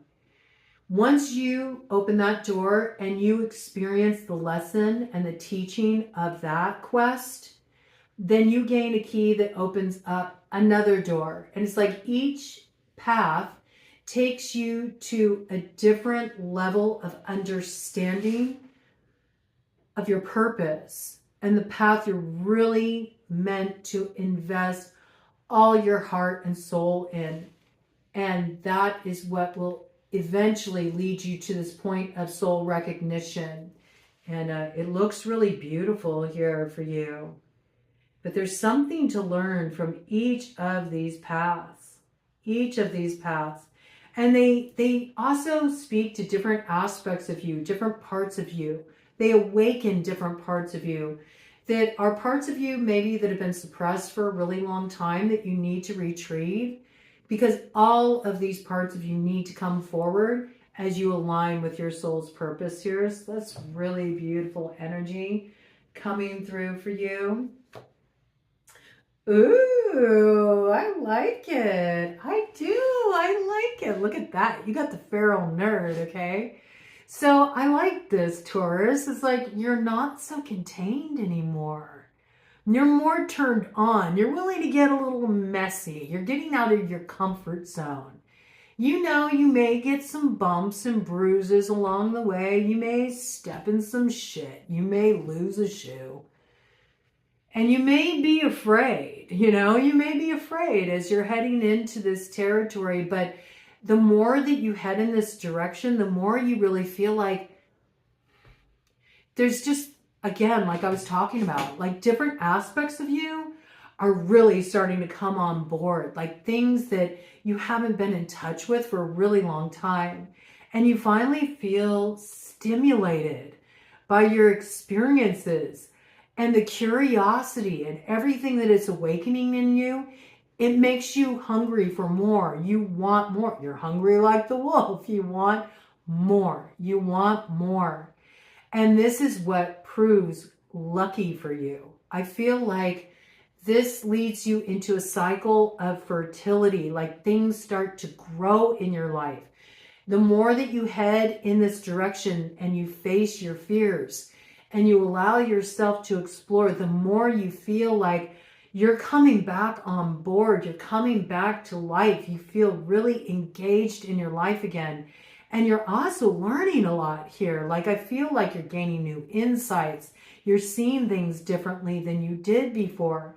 And there's a lot of growth that comes through this for you. But whatever this is, it is turning you on. I mean, with the feral nerd too, this coming through, there may be somebody too that you're seeing differently than you did before. Like maybe you thought, you know, they're not quite what I'm looking for. And now you're like, I don't know. Maybe you are my type, okay? So there could be somebody that's like kind of like an unlikely character too that you're joining forces with too. That now, I mean, with that feral quality, I mean, it could be somebody that like really turns you on, like you're really attracted to this person, but they're totally not your usual type, and yet it works, all right? You may have been a little afraid to step into that arena, and now you're like forget about it. I can't help it. I'm just really drawn toward this person. I gotta go there. And maybe I feel like I'll look like a fool for going in this direction. Maybe because I would have never done it before. And maybe I'm afraid that I'll fumble, but I can't help it. I gotta go in this direction. I feel like the more you do, the more it awakens in you, the more it works. This could also be like somebody that you're coming into connection with that has a really different take on things than you. They have a different way of looking at things. I think their intellect really turns you on and gets you looking at life in a new way. And this person awakens more of your wild side. And it's interesting the way it comes through, though. It's not like wild in the way you would traditionally think about it, like not rebellious, but more like they get you out of your comfort zone. They have you looking at life in a new way, understanding yourself differently than you ever did before. And I think this is a really good alliance here. Like there's some kind of fertility in this connection. That's really how it's coming through here. Ooh, that's good, Taurus. Okay. And on the split here, I like it. So yeah, you got like real grab bag energy here. It's sort of like treasure hunt vibes with you. But the treasure is found in all of these sort of like random experiences and opening yourself up to new things. I think you're finding a lot of your strength is coming back to you. You're facing your fears, and in facing your fears, you're really discovering like, what was I afraid of? Like there's humor in what you're discovering here. You're protected as you head into these areas of exploration. You're also understanding what you are done with, where it is time to cut something off because it's tethering you and it's not allowing you to experience all the growth that's on offer for you. I think, you know, you're getting your ball and you're ready to play. You're entering into the game of life, and you're really ready to slam dunk something here too. I think you're just ready to reach for more, And maybe you feel like I can get that slam dunk now because, you know, I've gained a little height here. I've gone through a transformation. I'm not keeping in my safe space. I moved out of that chrysalis state. I got my wings now. And again, there's really something here about mentally you're stimulated. And maybe that's something that was missing for a while. And I feel like any kind of energy that you felt like was holding you back, or if you felt like for a while, like, man, why am I having such a run of bad luck here? Is there somebody with like a little poppet of me that's like sticking pins in me? Or was I born under a bad sign? I think you're really lifting that kind of energy from you. I feel like you're really moving against the current of your usual flow, and that's what's bringing all this creative energy into your life, bringing all these new beginnings your way and really transforming your reality. I think you're also really starting to try on different aspects of yourself for size that maybe in the past you kept kind of undercover. Maybe because you were afraid, like people are going to think I'm a geek. They're going to think I'm a total nerd. You know, nobody's going to get this, or nobody understands me. And yet there's something you really learn through trying on these, you know, different aspects of yourself or size, and really discovering that there's sources of empowerment for you. And yeah, there is some big level up here for you. But I feel like this is like a wealth of experience, and that's like the true wealth you're gaining here. I think certainly it's going to transform your material reality, but it's also about you coming into connection with others of like mind, you know, and you're finding a nice give and take here in your connections. I think there's one connection in particular that is somebody that, you know, there's a nice dance between the two of you. You know, you take turns, you know, you lead sometimes, and at other times they lead, and you allow yourself to follow. And I think there's just like this real beautiful reciprocal flow coming in this connection. So that looks good. And again, isn't that interesting? On the other side, what do you got here? Ooh, we got Galaxy Dad here. Galaxy Dad here. So there's also something about not waiting any longer to make that call, not making any excuses to hold you back from reaching out to touch someone. There's something you're taking charge of here. I feel like there's some action that's being taken here. There could be somebody that's taking an action with you. Maybe it's something that was left on hold for a long time. You could have put this person on hold. They could have put you on hold. But I feel like something could only be understood in time. And there could be somebody in this scenario, whether it's you or it's another, that's been feeling kind of sorry for themselves or making excuses to not do what they really want to do, which is reach out and touch someone, okay? But I feel like this is somebody finally making that call, finally making that connection, finally reaching out to that person, or that person's, reaching out to you. And it's what's transforming your reality moving forward. So there could be a call that you missed in the past. You felt like you missed it. Something passed you by. And you might be discovering that, the call is coming in right on time because something's been transformed. All right, that's cool energy. Okay, Leo coming in at 155.26. Leo, your energy coming in real strong here. You had the ability to find the strength to rise above a challenge from the past. It is the thing that is opening up a new road for you. It is your wheel of fortune. Something's been transformed here. You're not in that fixed state of mind. You're ready to get things moving here. You're gaining some momentum. You're ready for new beginnings. And here comes the reinvigoration. I think there's something that's kind of like tongue-in-cheek coming in here for you, Leo, where it's like you've been looking for something, something you felt was missing, and yet it's something that's been with you all along. I think you're seeing something that you already hold or has already been with you in an entirely new way, where you're actually valuing it a lot more than you ever did before. It's sort of like waking up to the realization that everything I've been wanting, everything I've desired, it's been here. It's been here the whole time, but I couldn't see it. I was in search of it, and I'd already found it. That's what I feel like this is. But the thing is you couldn't recognize that it's been here all along, that it wasn't anything you needed to search for until you went through a certain transformation that would give you the ability to have that perspective. So I think there's something kind of like humorous here, because I think you went on quite some misadventures here, where you may have really gotten tripped up for a while. You may have felt befuddled, confused, like, I don't get it. Why can't I find what I'm looking for here? And then it's like, it's going to dawn on you. But I think it's something that it took time. It took time for you to see the value of what you already have. And once you see it, that's when you really enter your flow and you recognize what you already hold here. So that's kind of funny. It is the birth of a new beginning for you, though. As soon as you see it, as soon as you recognize it, it's like, it's kind of funny. That's what I feel. And it allows you to see something in a totally new way. And it does bring some kind of new beginning into your life, okay?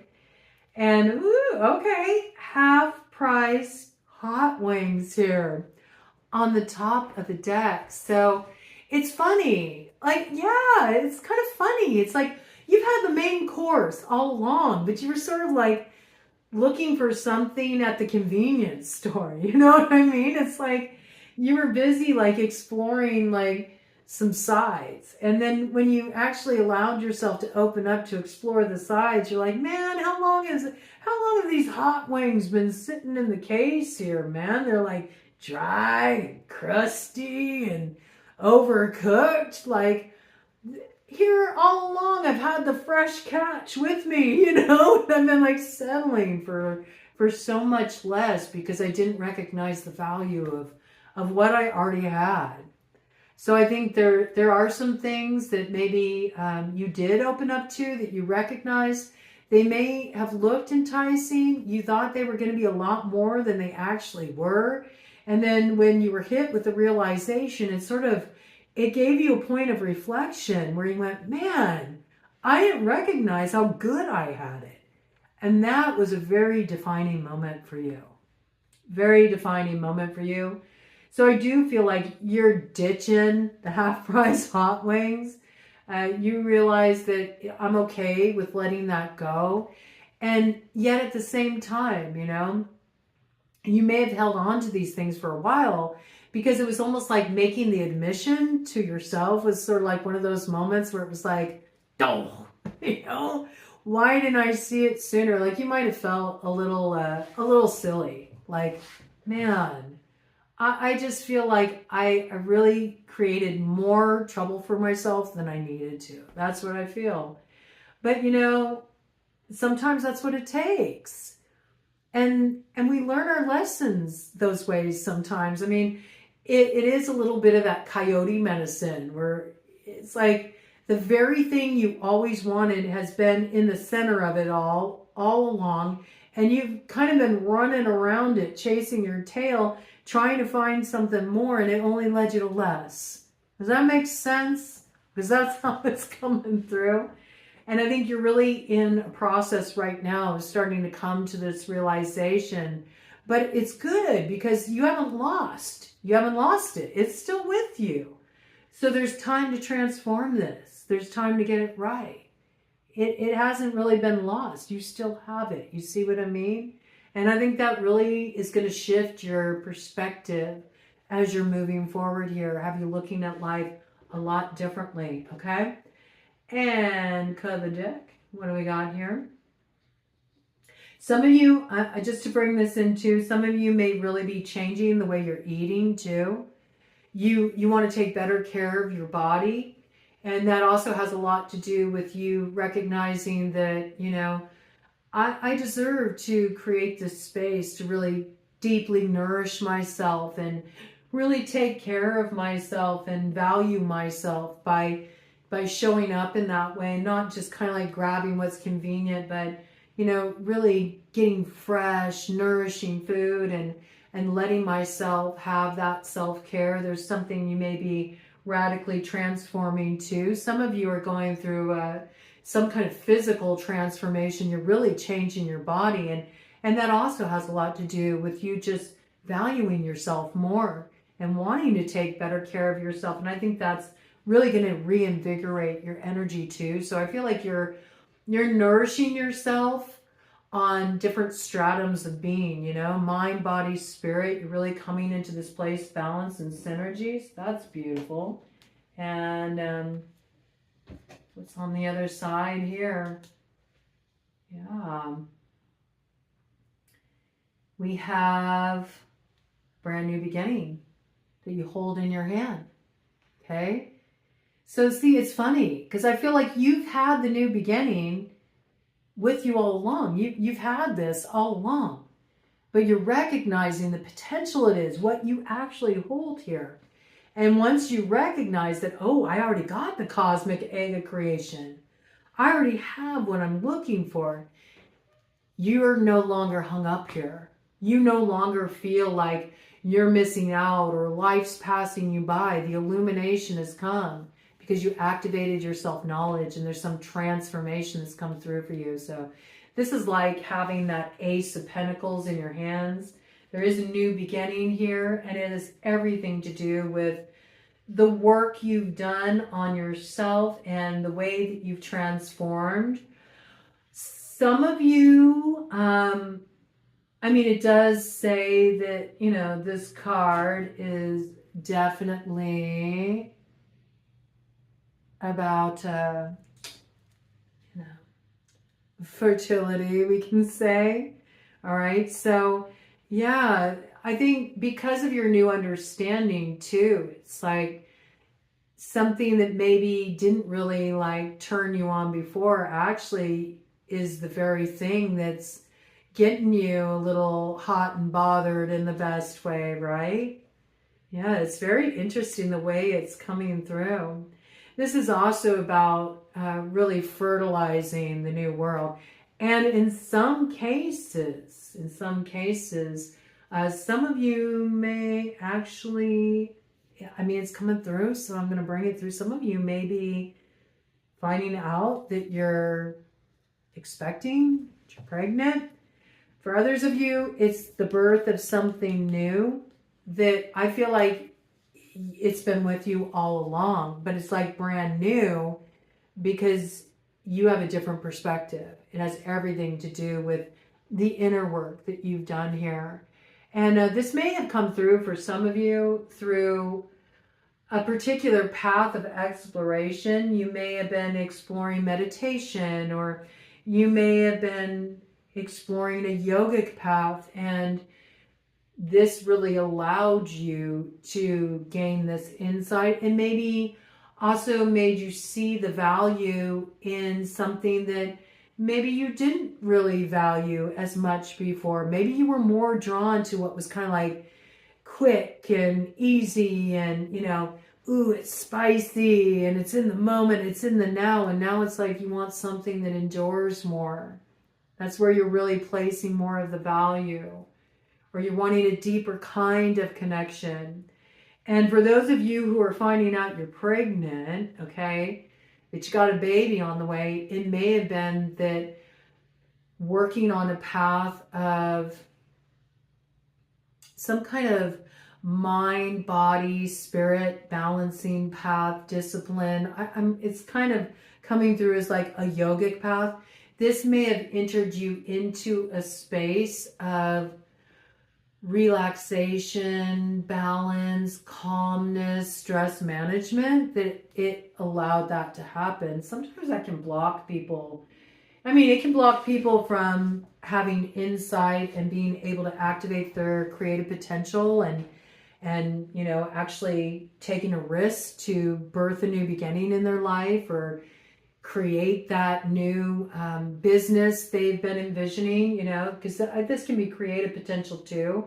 But there's something about you being more in this real embodied, relaxed, balanced space that's making the realization of this potency you hold possible. And it is a new beginning that's coming in, and I think it turns you on. I think it turns you on because you let something go. You let something go that I think was needing to be let go a long time ago. And with Uranus death here, you know what it really makes me think of? It just makes me think of sort of like an old identity, the way you saw yourself. And this may have been a part of you held on to for a long time because you were just kind of like, you were in your groove. It's who you've always known yourself to be, but there's something that's really transformed here that's having you look at your life and what you already hold in a new way, and it's allowing you to go through such a deeply transformational process that the old identity has completely fallen away, and it's almost like you're being born brand new too. So I feel like you're really in this rebirth energy, and this is beautiful. Wow, Leo, that's powerful. You also may be getting more in touch with your own sensual energy too, okay? Some of you may be opening up to Kundalini awakening. That could be coming through too, okay? Because there is this sort of like higher consciousness energy that's really weaving through your read here, and a complete new identity. So I do feel like something has really shifted in the way you see yourself, the way you see what you already hold, what you already have. And this is what's really activating the creative potential and power of that. But, it could only come through, the recognition could only come through the long drawn out process of sort of like coming to that awareness through your exploration of what you'd kind of outgrown, and this opens you up to something so much more. It's really, really beautiful. I like that. Wow, Leo. Okay, good energy. Scorpio coming in at 20901. Wow. High Priestess, 2 Magician, 2 the Hermit. Path of wisdom here. You're in your intuitive flow. You really are coming into that balance within yourself. You're trusting your intuition. You're trusting the wisdom of the path of the lessons that you learned.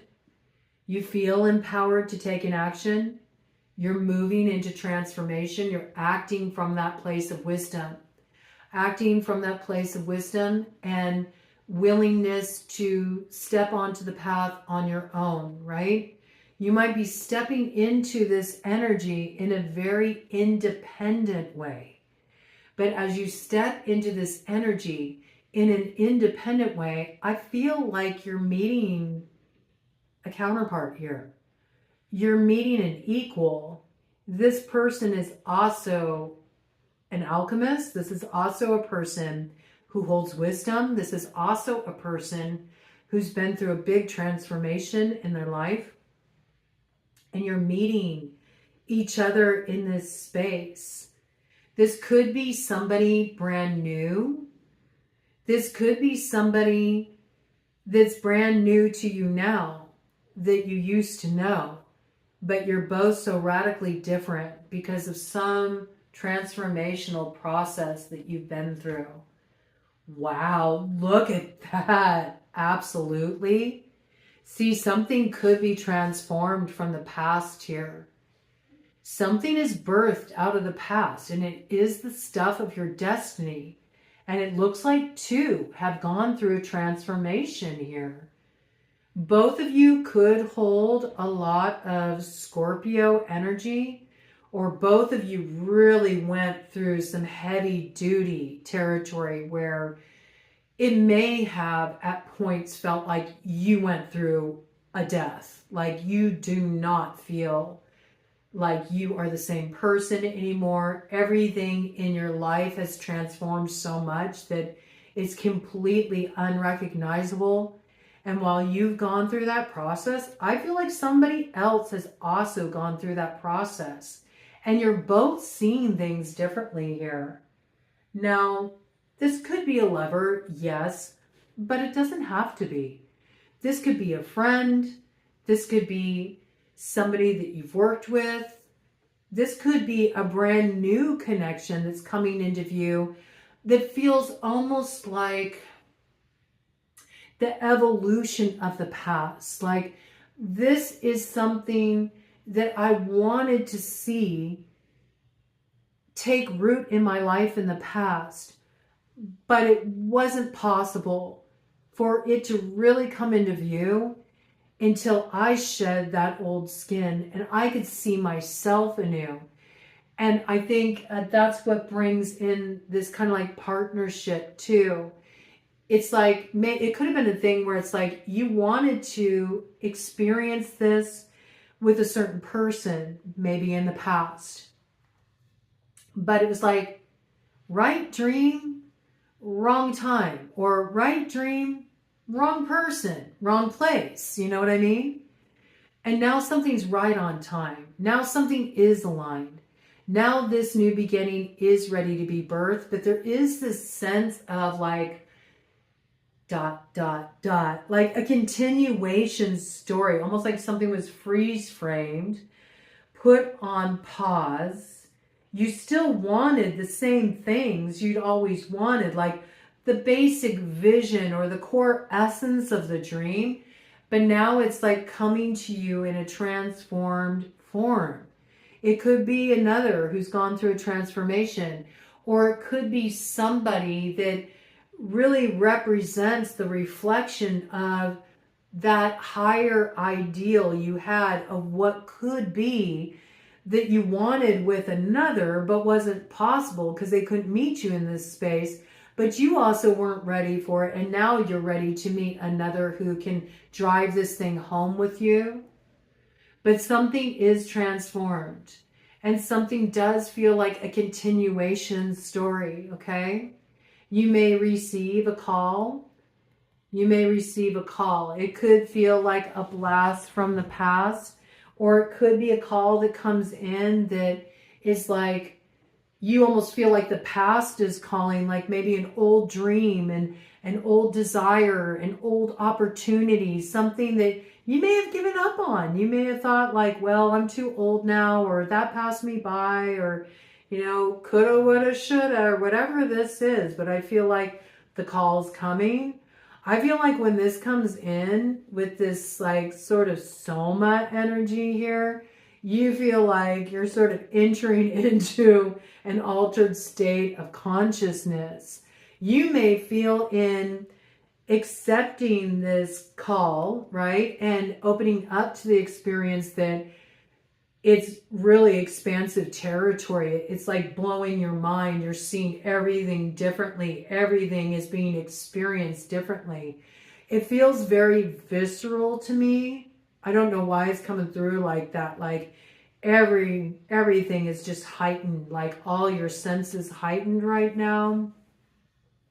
I feel like you really are picking up a lot too from the anima mundi, like the world soul, like you're very tapped in right now. You're very tapped in elementally. You are picking up the energy also before it even comes into view. You might be having visions about this. You might have certain information coming in and you know it's coming. You don't have proof, but you feel it. I mean, Scorpio, you do have that tendency. You are really close to the earth. So it's like you can feel the reverberations of this coming into view. And I do feel, though, you may feel like you're a little bit out of your element, like you're a fish out of water, right? There is something coming in here that it tempers things, you know?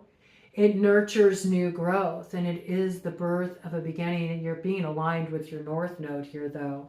This is real deep transformation, deep transformational process.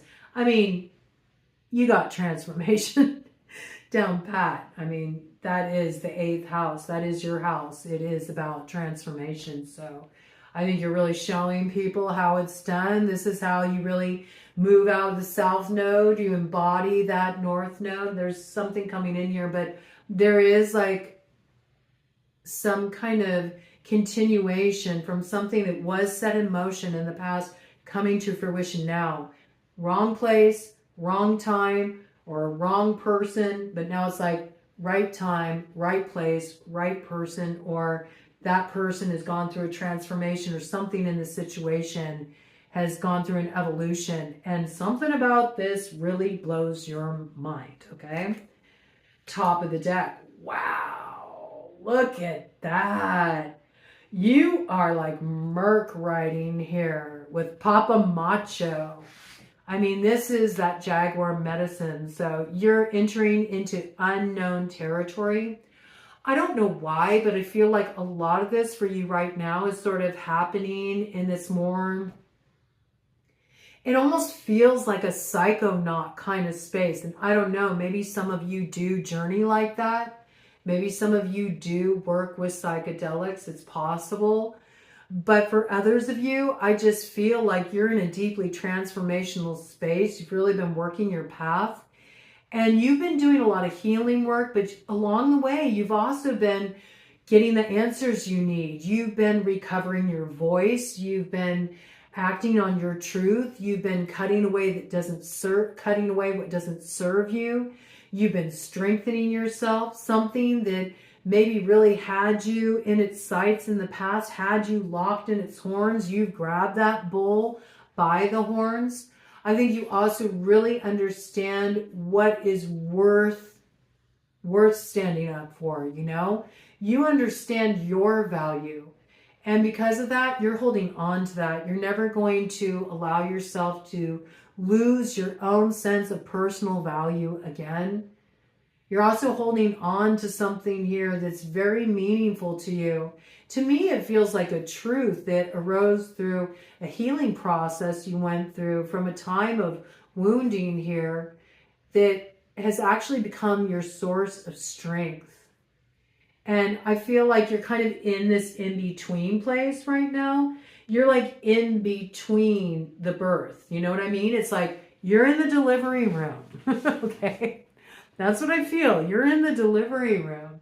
You feel the contractions coming on. Like you are feeling like, okay, something new is happening here, but you're not quite sure what it is yet. And yet there is this sense of really just almost being at that point when the timeline of the past and the timeline of the future converge and meet you where you're at, and it rises up to meet you. But you see, it's all from that truth and the answer you've gained through facing the unknown and moving with such impeccable integrity that it's like the path is forged through you, and it's about to be rooted in material reality.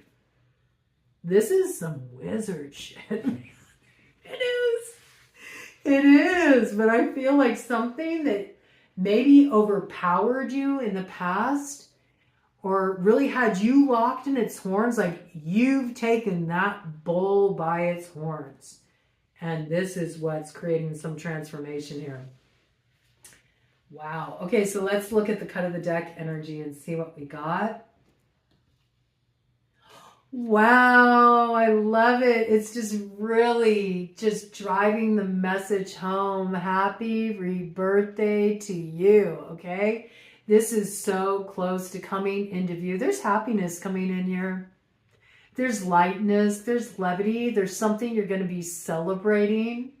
And yes, comes in with the 5 energy. So it's like spirit saying, yes, you made it through. You made it through the fire, and now you're going to get to experience something to really celebrate here. Life path 5 could be connected to this. Also the 5th month, there could be a Taurus that's connected to this. It's possible.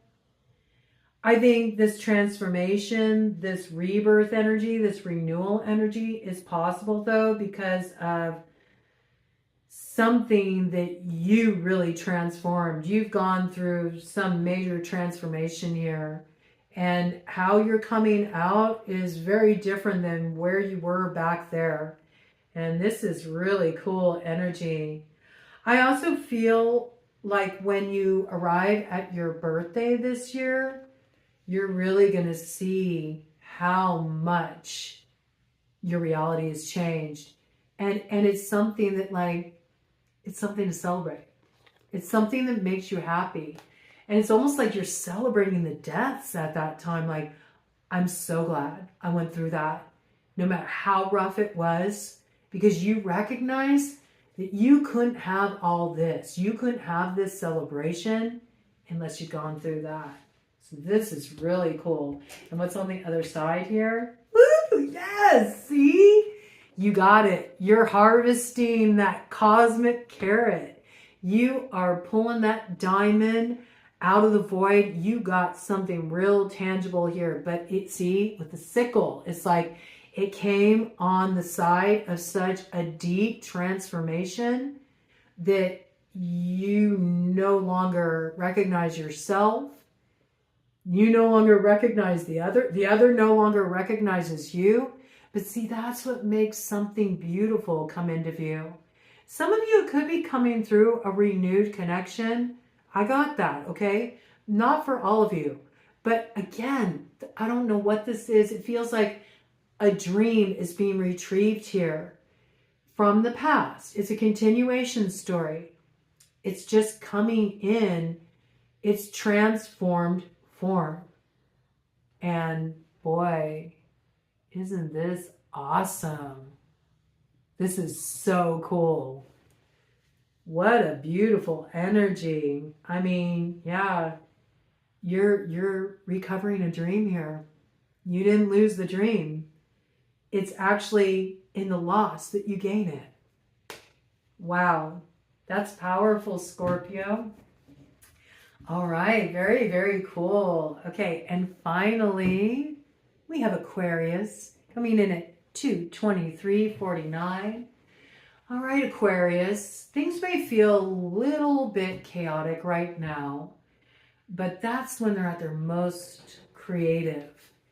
I do think that something is coming to a close, but what's coming to a close is moving you into more of a position of power. And I think you're really trusting yourself with this. You're trusting yourself. I feel like your intuition's on lock and you're really just allowing yourself to head in a direction that maybe it is shaking things up, okay?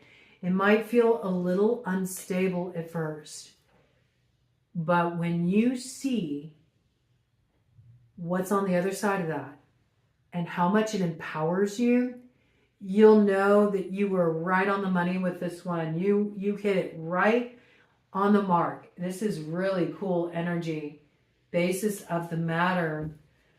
I mean, I feel like something's stolen your heart. And if it hasn't yet, it's about to. Something's stolen your heart. And you have to give over to it. There might be a little bit of a sting that comes with this, but I feel it's more because it's uncomfortable. You know, there is something here that's absolutely shaking you out of your comfort zone. It is not easy for you to move into this expansion, and yet you have no choice. It's like your heart has been given over to this. This has been like a thief of your heart. And you know also that if you don't follow your heart, if you don't give yourself over to this, it's going to come back to bite you. You're going to regret it. And you're going to end up sacrificing what really is meaningful to you to that very thing that will be a thief of your happiness. So I really see you being all in, because it may be an inconvenient truth, but whatever this is, it's got your heart. And you just have to allow yourself to say yes to it, even though it may be a risk. It may challenge your comfort zone. You may even deal with a little pushback from other people. There may be people that are angry at you for what you feel like you have to do now. So there might be some combative energy, but I think really in the end, you're not going to regret this. You would only regret it if you didn't do it. Okay. I feel that very strongly. So don't allow the dissension. Don't allow the people that argue with you or that try to like put you in your corner and tell you who you have to be the thing that holds you back, because you'll only regret it. They'll steal this from you, and you deserve to have the fulfillment of your heart. Okay. I do see you really investing in this. I don't see you turning away from it. Yeah. We got space death coming in here. Okay. So you're going through something deeply transformational. And I think it does come through an ending. Like something has to come to an end in order for you to be true to your heart.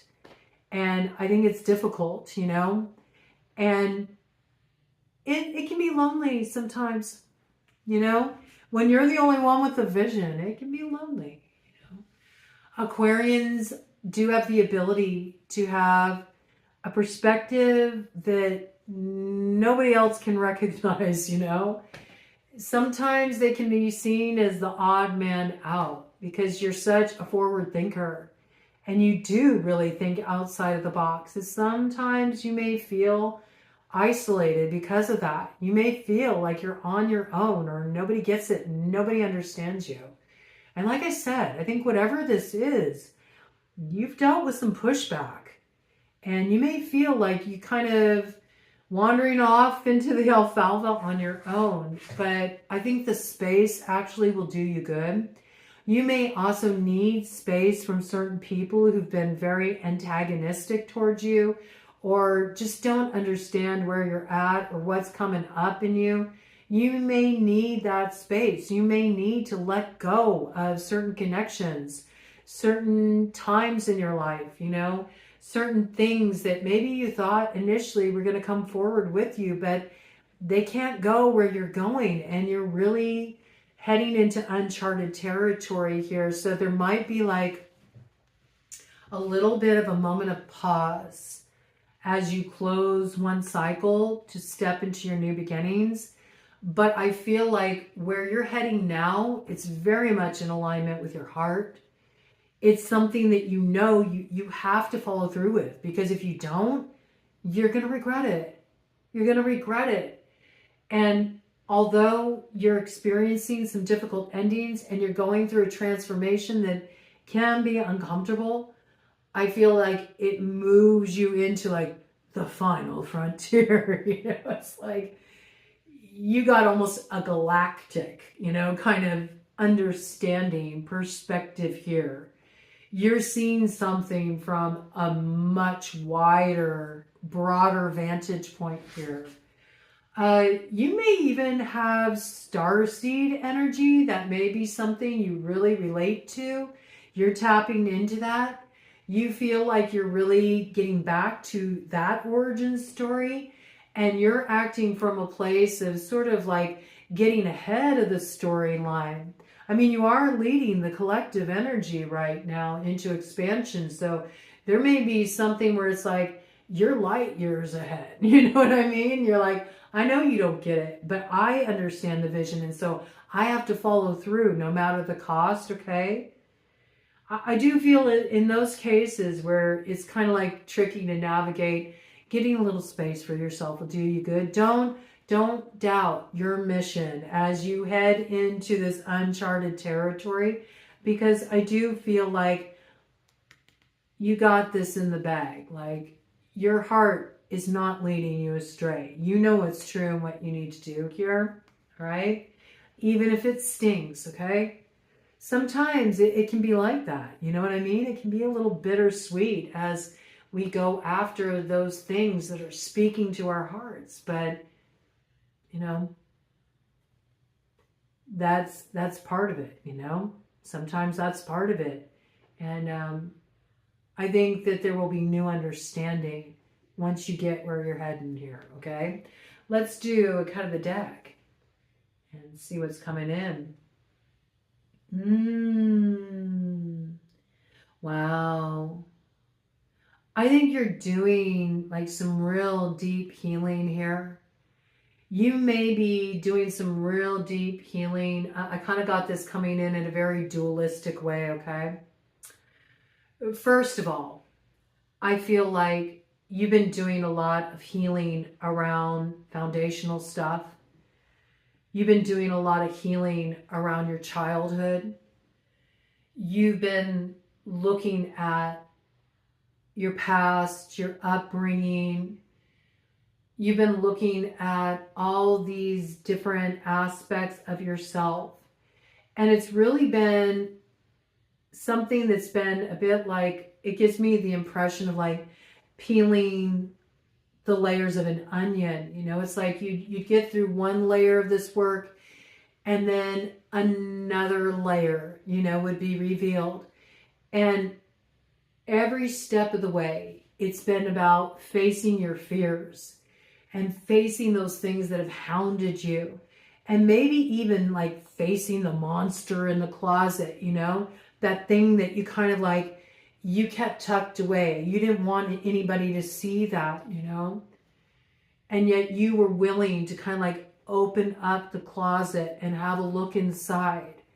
And as you went through this process and you faced your fears, bit by bit by bit, you've been shedding all of these former versions of yourself, and you've been shedding all of these labels that were put on you, and you've been shedding all of these ideals that were not your own, and you've been shedding all of these projections that were put on you out of others' fear of misunderstanding you, and you've gotten back to the beginning here.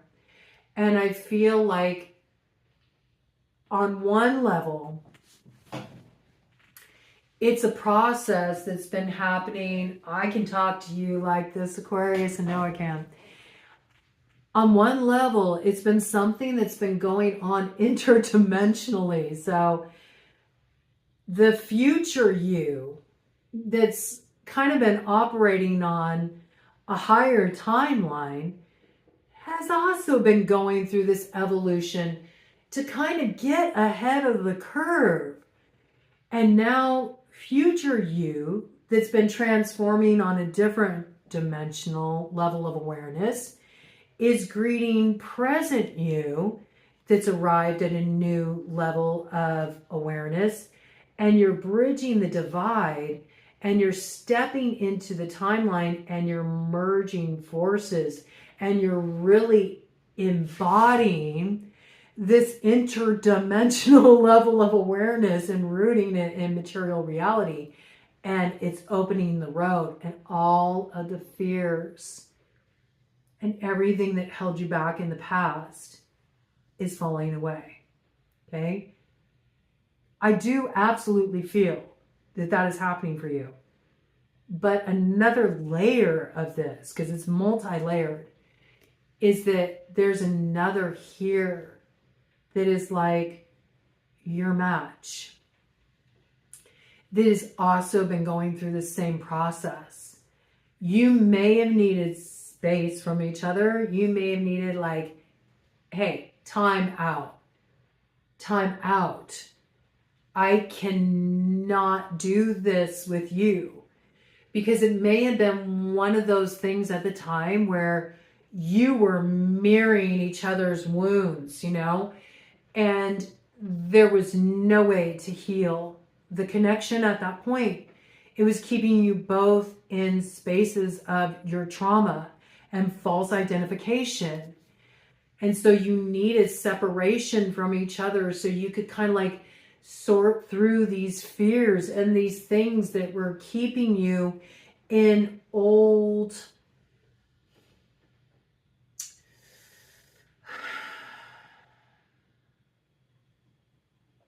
reflections of yourself that kept you like shadowboxing. Really, you were fighting against old reflections of yourself, but you were each kind of like projecting it on each other, where you became combative with somebody that you're actually meant to be aligned with here. And it was preventing you two from coming together. And with that space that you had, though at the time it felt like a death, it was painful, it was like a brutal ending, you've each transformed. And now that that work has been done, and you're both back to the beginning, it's like getting back to the source of your true essence, who you truly are, without all that bullshit that had been put on you from your upbringing, the authority figures in your life, the relationships you saw in your life, the false ideas you had about yourself, painful experiences you've been through, trauma you carted forward with you, sometimes generationally, you know, sometimes from other lifetimes. Just this has been carried out for so long. You're finally at the place where you're ready to get back to the beginning with each other again. And I feel like where there's been space, that divide is about to be bridged. And now something new can happen here. From a place that's not connected to fear, not connected to any sabotaging influences from those unconscious places that were sort of the driving force in this connection in the past, but from a place of beginning, back to the start, as if you're meeting each other for the first time. And this is what makes this connection possible now. Wow. Wow.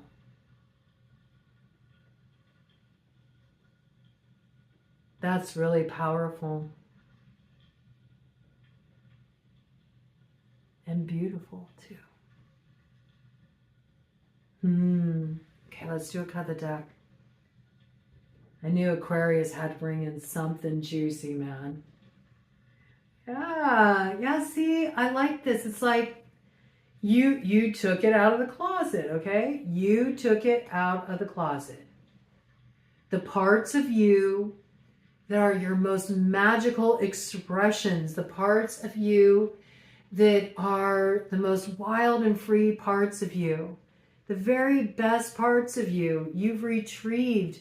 You've retrieved your magic. You've retrieved those parts of you that at one time you felt almost guilty or ashamed for expressing, and you're freeing yourself from that. And it's really cool because I feel like it's the same with the other. And the unicorn horn, right? It has the ability to transform the waters that are poisoned, waters that are stagnant, and it has the ability to transform them into healing waters. So there's some deep emotional, spiritual healing happening here through finally recognizing that you don't have to be a martyr for anybody. And that's allowing you to show up in the world as who you uniquely are. And you got somebody who's just as unique as you that is really ready to work with you. And this person doesn't shame you for who you are. They accept all parts of you. And in fact, they kind of like those weird parts of you. They're pretty weird themselves, you know. It's so weird it works, you know. That's what I feel. Yes, this is beautiful. A new journey begins.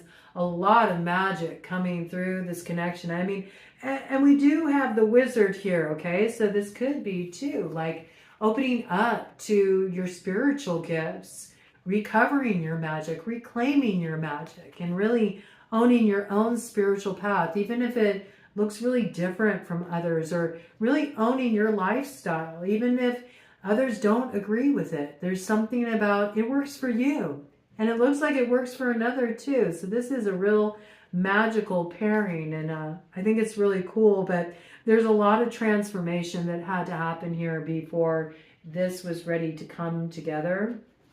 What we got on the other side? Yeah, look at that. Everything's fine. You see what I mean? It's like something you're going through right now. It feels like really explosive. It feels destructive. It feels like a major ending. It's like, it's the real intense bit of it. It is the chaos before the creativity comes through. But just like this looks like something explosive, every time I look at this, I can't help it. To me, it also looks like the world tree. So I feel like whatever is coming undone here, whatever is coming to an end, really, though it may be intense, everything really is fine because it's allowing something new to get rooted here, something of longevity, something of growth. And you're not hanging from that tree like the hangman anymore. This is a tree that you're planting, that you're tending to, something that's going to grow, and it's going to provide strength and stability and sheltering and just a lot of evidence.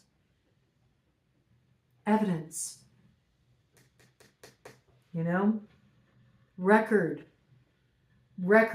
of what you're setting in motion here, records of the value of the experience you've been through and the healing you've done.